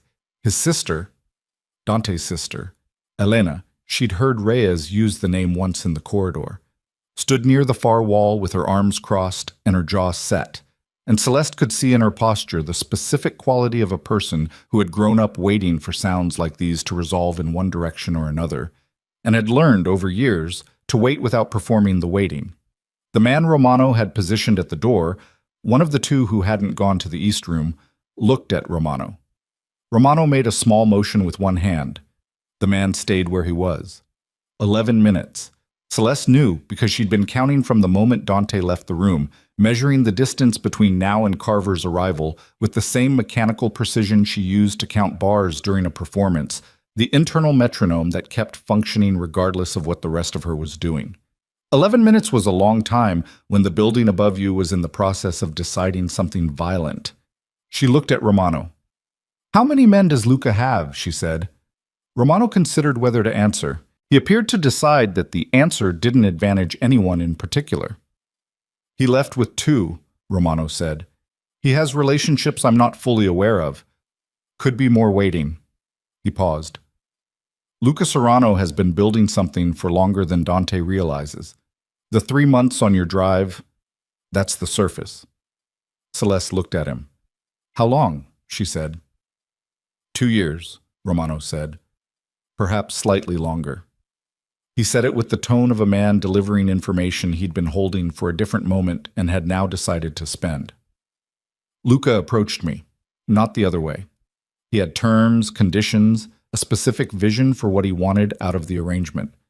I agreed because his information was consistently accurate and because a man that organized, that patient, is either extremely valuable or extremely dangerous, and I preferred to know which. And which was he? "Both," Romano said simply. as they usually are. The ceiling shuddered. Something structural, not just surface impact. A vibration that ran through the floor and up through the soles of her feet and registered in her back teeth. Elena closed her eyes briefly and opened them again. 9 minutes. Celeste thought about Dante moving through the upper levels of the building toward a man who had been his right hand for... She didn't know how long, she didn't know the history, she only knew the weight of it from that single word in Dante's voice when the name had been said. Luca. The way a person said the name of something that had cost them significantly before they knew the full price. She thought about what Romano had just said. 2 years. Perhaps longer. Which meant Luca had been building his exit from Dante's operation, building his arrangement with Romano, building whatever came after, with the sustained patience of a man who was not reacting to circumstances, but anticipating them, planning around them, making himself indispensable to two opposing parties simultaneously, which was the most dangerous position a person could occupy, and also, if executed correctly, the most powerful. She thought about the federal handler option Luca had recommended, pushing her toward Carver, toward official channels, toward a system Romano had reach inside, removing her from Dante's protection while simultaneously demonstrating to Romano that he was managing the situation. She thought about the timing of Romano's call, the way the number had been Dante's penthouse line, which was not supposed to receive external calls, which Luca would have known how to route. She thought about Marcus. The thought arrived without warning, which was how the thoughts about Marcus always arrived. She'd learned in 3 years that grief didn't announce itself. It simply appeared in the available space whenever she stopped filling that space with something else. Marcus had spent 8 months feeding intelligence out of Romano's operation to Dante. He'd been identified and killed. And she had been allowed to assume by everyone who knew differently, that the identification had come from Romano's side, from Romano's people finding the leak and closing it. But Romano had said Luca approached me, not the other way. 2 years, perhaps longer. She looked at Romano. Luca identified my brother, she said. It wasn't a question. The architecture was already visible before Romano answered, but she needed to hear it confirmed in the way that certain things needed to be confirmed. Not because you didn't know them, but because the knowing had to become real through being spoken. Romano looked at her for a long moment. Yes, he said. The word was very clean. No qualification around it. No apology, which she hadn't expected, but also no performance of indifference, which she had. Luca found the channel Marcus was using, Romano continued. He brought it to me as a demonstration of value, proof of what he could deliver. A pause. I gave the order. I own that. But the intelligence was Luca's. Celeste stood very still. The cold that moved through her was not the cold of surprise. It was the cold of a shape she'd been sensing for a long time finally becoming visible. All its edges clear, its dimensions confirmed, its full weight now knowable. Marcus hadn't been found by Romano's operation independently. He'd been sold. By the man who had been standing beside Dante for years, who had attended whatever passed for a memorial in that world, who had looked Celeste in the face this morning in the office and recommended the federal custody option with the patient concern of a person who had her interests at heart. She breathed through it, once, twice, a third time that was steadier than the first two. Elena was watching her from the far wall with an expression that held a particular quality of recognition, the expression of someone who had received similar information about her own life at some point and knew the specific texture of what Celeste was currently moving through. 6 minutes. Celeste put the drive in her jacket pocket. She put her hand flat on the ledger. She did not pick it up. She simply stood there with her hand on it, and her brother somewhere behind her eyes, and the building above her still making sounds that she was choosing, deliberately, not to interpret in detail. Then the sound stopped, not gradually, all at once. The building went from violence to silence in the space of 2 seconds, and that transition was, in its own way, more alarming than the violence had been, because silence in that context was not the silence of resolution. It was the silence of a held breath. She counted. 30 seconds, 45, 60. Then footsteps on the stairwell outside the sublevel corridor, multiple sets, moving steadily without urgency, The footsteps of people who had finished something rather than people still in the middle of it. The door opened. Reyes came through first. His jacket was gone. His shirt was torn at the left shoulder and dark with something that wasn't entirely his, and he was moving with the slightly careful quality of a man managing pain from 2 or 3 locations but had made the executive decision not to stop for it. He looked at Celeste. He looked at the ledger under her hand. Something in his expression settled. Then Dante came through the door. He was walking under his own power. That was the first and most important data point, and she registered it with a physical relief that moved through her like something released rather than felt. He was walking. He was upright. His eyes were clear. There was blood on his right hand, dried, and a cut above his left cheekbone that had bled significantly and mostly stopped, and he was breathing in the controlled manner of someone managing exertion, but he was whole. He looked at Celeste. He looked at his hand on the ledger. He looked at Romano. "Luca," she said. "In custody," Dante said. The words were flat. Not flat in the way that empty was flat, but flat in the way that a surface was flat after something had been pressed down into it and held. Alive. Yes. A pause that held more inside it than most pauses. He'll answer for what he did. All of it.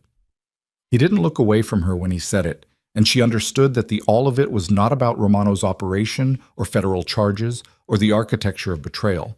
It was specifically and precisely about Marcus. She removed her hand from the ledger.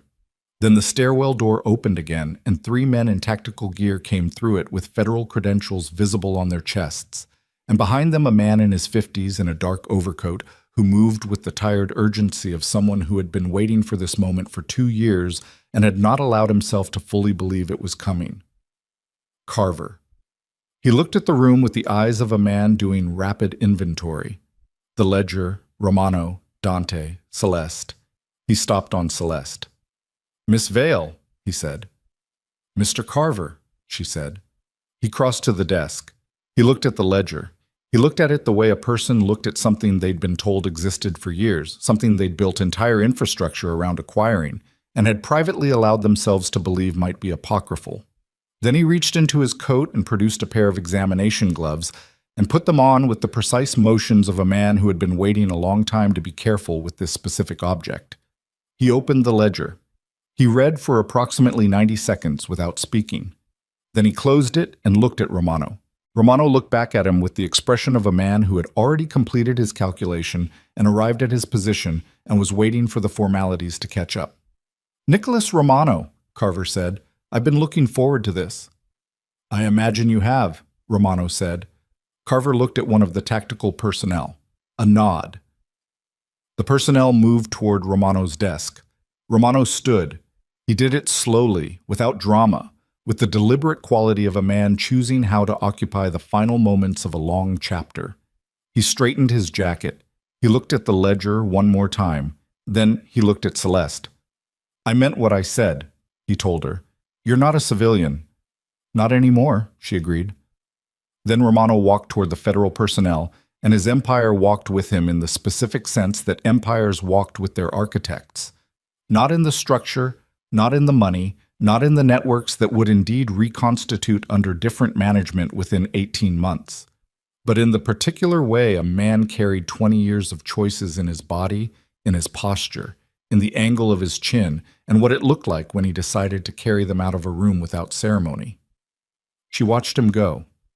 Then she felt Dante beside her, not touching, simply present, and she turned toward him and looked at his face, the cut above his cheekbone, the dried blood on his hand, the exhaustion that had finally found its way to the surface of him now that the operational requirements were releasing their hold. "Luca," she said. "How bad?" "Bad enough," Dante said. "He had 2 of Romano's former people and 1 of his own. He stopped. Started again differently. It wasn't clean. She understood that to mean it had been the kind of confrontation that left marks that were not all physical, and she didn't press. "He told me about Marcus," she said. Dante went still. "Romano told me Luca identified the channel, brought it to Romano as proof of value." She kept her voice even, because the evenness was something she was choosing, actively. in the same way she'd chosen the steadiness of her hand. 2 years, Romano said, maybe longer, which means when Marcus died, Luca was already working against me, Dante said. Yes. The words sat between them. Dante looked at the floor for a moment, then back at her. The expression on his face was not one she'd seen before. Not the controlled remoteness, not the operational focus, not the brief unguarded quality she'd glimpsed twice tonight. This was something older and more settled, the expression of a grief that had been living alongside him for 3 years and had just been given new and terrible detail. I should have found it sooner, he said. You couldn't have known. I should have looked harder. He said it without self-pity, which made it worse. Marcus deserved better intelligence from me. Celeste looked at him. Marcus made his own choices, she said. He found you. He decided what he wanted to do. You didn't recruit him. Romano did that by doing what Romano did to our family's finances, and Luca did that by selling the information that made it happen. She paused. You gave him a way to do something about it. That was what he wanted. And it killed him. Yes, she said, and he would have done it anyway. I knew my brother. Her voice caught slightly on the last word, a small fracture that she didn't try to repair. He would have found another way in. He would have done it alone if he had to. At least with you, he had resources and time, and he had 8 months, Dante. 8 months of doing something he believed mattered. That's not nothing. Dante looked at her with an expression that was doing something complicated, which she was beginning to understand was simply what his face did when something reached past the architecture. No, he said quietly. It's not nothing. They stood there in the sub-level room of a harbor facility while Carver's people moved through it with the purposeful bureaucratic efficiency of federal agents who had been handed something very large and were beginning the process of understanding its full dimensions. Romano was gone. Reyes was somewhere in the corridor, sitting against the wall, finally allowing a medic who had come in with Carver's team to look at his arm. Elena was being spoken to by a woman in a federal jacket, with the careful, slightly over-enunciated manner of someone trained to manage people in the aftermath of frightening things. Celeste looked at all of it. She thought about the year she'd spent at Club Nero, the careful smallness, the deliberate invisibility, the way she'd learned to make herself into furniture in rooms where furniture was safe. She thought about 6 nights a week at a baby grand piano playing jazz until the light changed and collecting cash in an envelope and wiring half of it to Queens and telling herself it was temporary, it was necessary. It was the specific pragmatism of a person who had no other options and would find other options as soon as the pressure reduced enough to allow it. The pressure had never reduced. She understood now that it had been maintained deliberately, calibrated to keep her exactly where she was, useful to Romano's operation as an unremarkable presence, accessible to whatever use Luca had eventually decided to make of her, too financially encumbered to leave and too careful to cause problems. It had been a cage whose bars were made of debt and circumstance and the manufactured absence of alternatives, and it had been built around her by people who understood precisely how cages like that worked. She was standing outside it now. The sensation was not triumph. Triumph was too clean for what it actually felt like. What it felt like was the particular disorientation of a person who had spent a long time organizing their life around a fixed obstacle and had now looked up to find the obstacle gone, and did not yet know what the landscape was without it. Carver appeared beside her. I need to take your formal statement, he said. Tonight, if possible. Tomorrow morning at the latest. Tonight, she said. He nodded once, with the expression of a man who was not surprised by that answer and approved of it. There will be protective custody requirements for a period, until the indictments are secured and the network is sufficiently disrupted that... How long? She said. Honestly, 6 to 8 weeks minimum, possibly longer depending on how quickly Hale's people try to move. He paused. The senator will be taken into custody within the hour. His office has been under monitoring for the last 3 months. The communication records on the drive you sent, combined with the ledger, those 2 things together make his position untenable. Celeste nodded. My sister, she said. Already being moved to a federal medical facility, Carver said.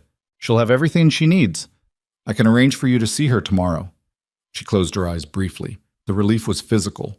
a loosening somewhere through her middle that she hadn't known was clenched until it released. Her sister, safe. Her sister cared for. Not by debt, and not by Romano's manufactured generosity, and not by the specific desperate arithmetic of a woman with no better options, but actually, genuinely, safely cared for. She opened her eyes. Carver had moved away to manage something else, the way Carver appeared to perpetually be managing something else. Dante was still beside her. 6 to 8 weeks, she said. I heard. Which means we have time, he said, for the conversation we need to have. She looked at him sideways. You're not good at those conversations, she said. You said so yourself. I said that, he agreed. I didn't say I wouldn't have it. She looked at his profile, the cut, the exhaustion, the particular quality of a man who had spent the night burning through his own resources and was now standing in the wreckage taking inventory of what remained. You're going to dismantle it, she said. The operation. You told me that.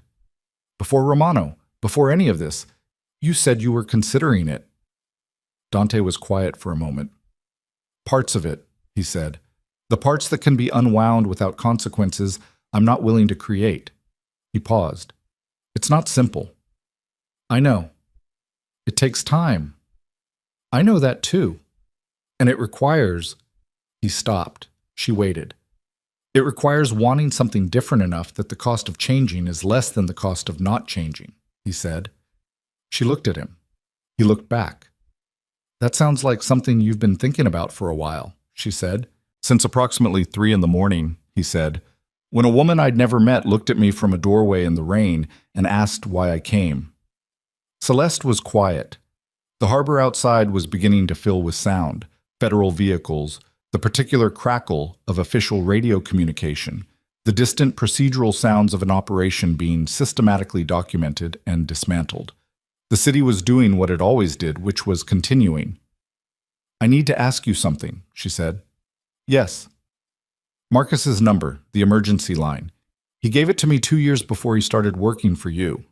She looked at him directly. Which means he had it before you knew who he was.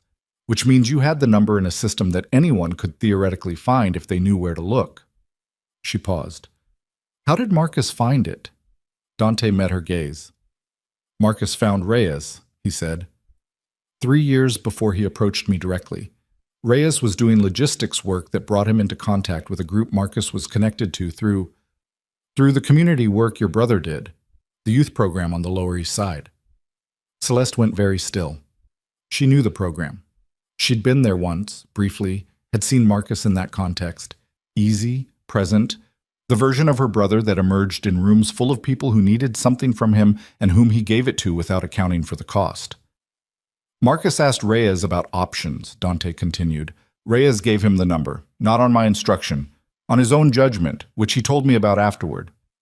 A pause. I was angry with him at the time. Later I understood he'd seen something in Marcus that warranted the risk. And when Marcus came to you directly? I tried to talk him out of it, Dante said, 3 times. He was patient about it each time. He let me make the argument and then he made his, and his argument was better. Something almost moved in his expression. He was a better arguer than anyone I'd worked with in years. I told him that. He said it ran in the family. The past tense of everything sat in the room around them. Celeste breathed through it. She had 3 years of practice breathing through it, and she used all 3 years now. He was right, she said finally. It does run in the family. Dante's mouth did the thing it had done earlier, the thing that was almost but not quite a smile. And this time it was slightly more. Not much, but measurably. She looked away before she could think too carefully about what it meant that she was measuring it. In the months that followed, things happened in the sequence that things like this always happened. Slowly at first, then with an accelerating momentum that had its own internal logic and could not be meaningfully hurried. Senator Gregory Hale was indicted on federal charges that included conspiracy, obstruction, and financial crimes connected to Romano's trafficking network. He resigned his office 6 days after the harbor operation and gave a statement through his attorneys that was carefully engineered to minimize his personal liability while making certain that every other name in his sphere of cooperation understood clearly that he had been the first to cooperate. That calculation failed him. The subsequent federal investigation expanded to include 11 additional public officials across 3 states, 7 private financial intermediaries, and 2 members of law enforcement at the federal level, whose names in the ledger had been a source of particular professional pain for Carver. Nico Romano pleaded to a federal charging document that occupied 43 pages and represented 2 years of Carver's careful accumulation. He made no public statement and required no trial. The harbor facility was cataloged, documented, and dismantled over the course of 3 months, during which Carver's people found things in it that added additional charges to a document that was already comprehensive. Romano went to a federal facility in October, and on the day he was processed in, he looked exactly like a man who had completed something rather than lost something, and that quality, that absence of defeat in a defeated man, was the thing that stayed with the officers who processed him long after the paperwork was done.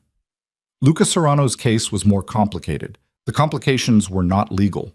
Legally, what Luca had done was extensive and well documented, and the case against him was the most complete of anyone in the network. The complications were human.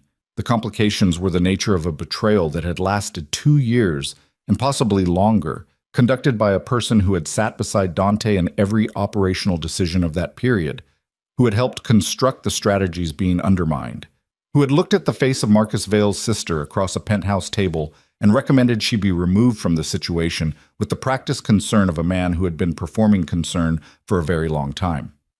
The federal case against Luca included, through the communication records on Reyes's drive and subsequent investigation, evidence of his role in identifying Marcus Vale's intelligence channel and providing that identification to Romano. That evidence produced a charge that carried weight beyond the financial and organizational crimes. Dante did not attend Luca's processing. Reyes did. When Reyes returned from it, he and Dante sat in the office of a building that was not the penthouse. The penthouse had been vacated, the operation relocated to somewhere less architecturally significant and more difficult to locate, and they talked for 2 hours. Celeste was not present for that conversation. She didn't ask about it afterward.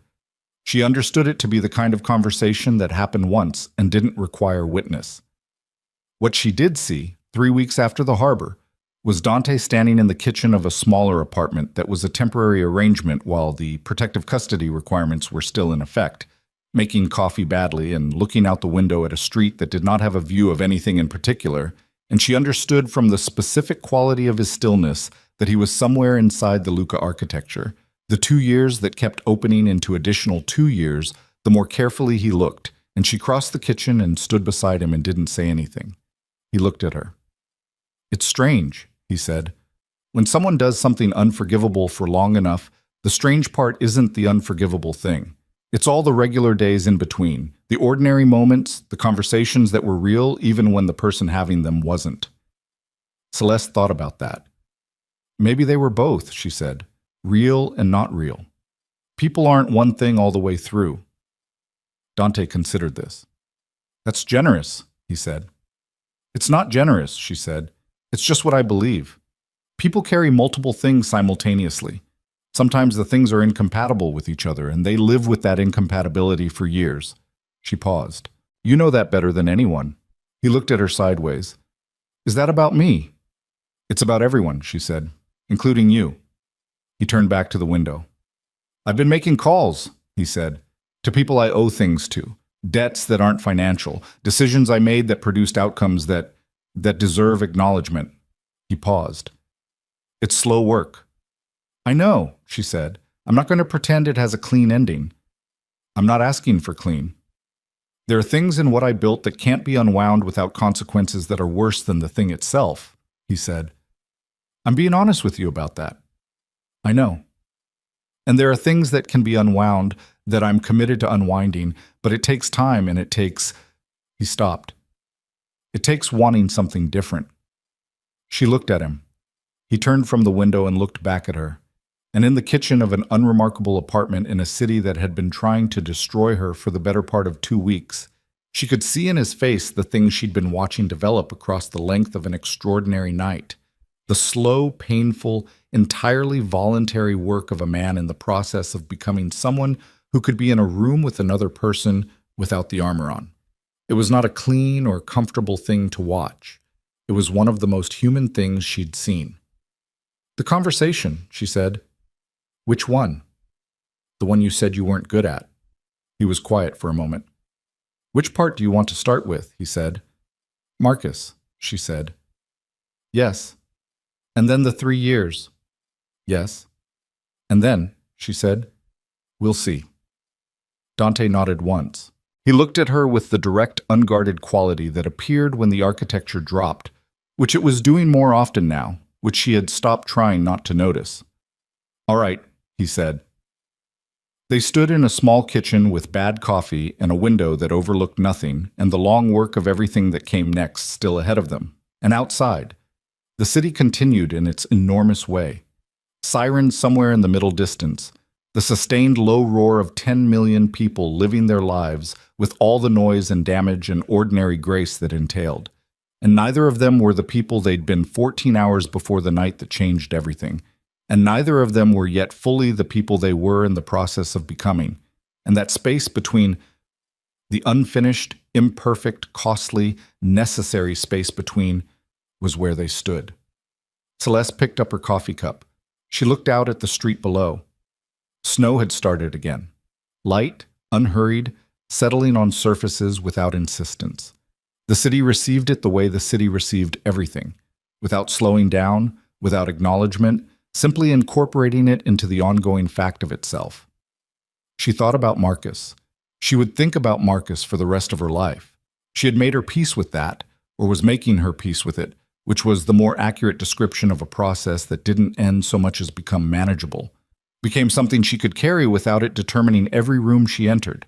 He had spent 8 months doing something he believed in the company of people who took what he brought them seriously, and his instincts about the world had been right, even when the world had not rewarded him for that.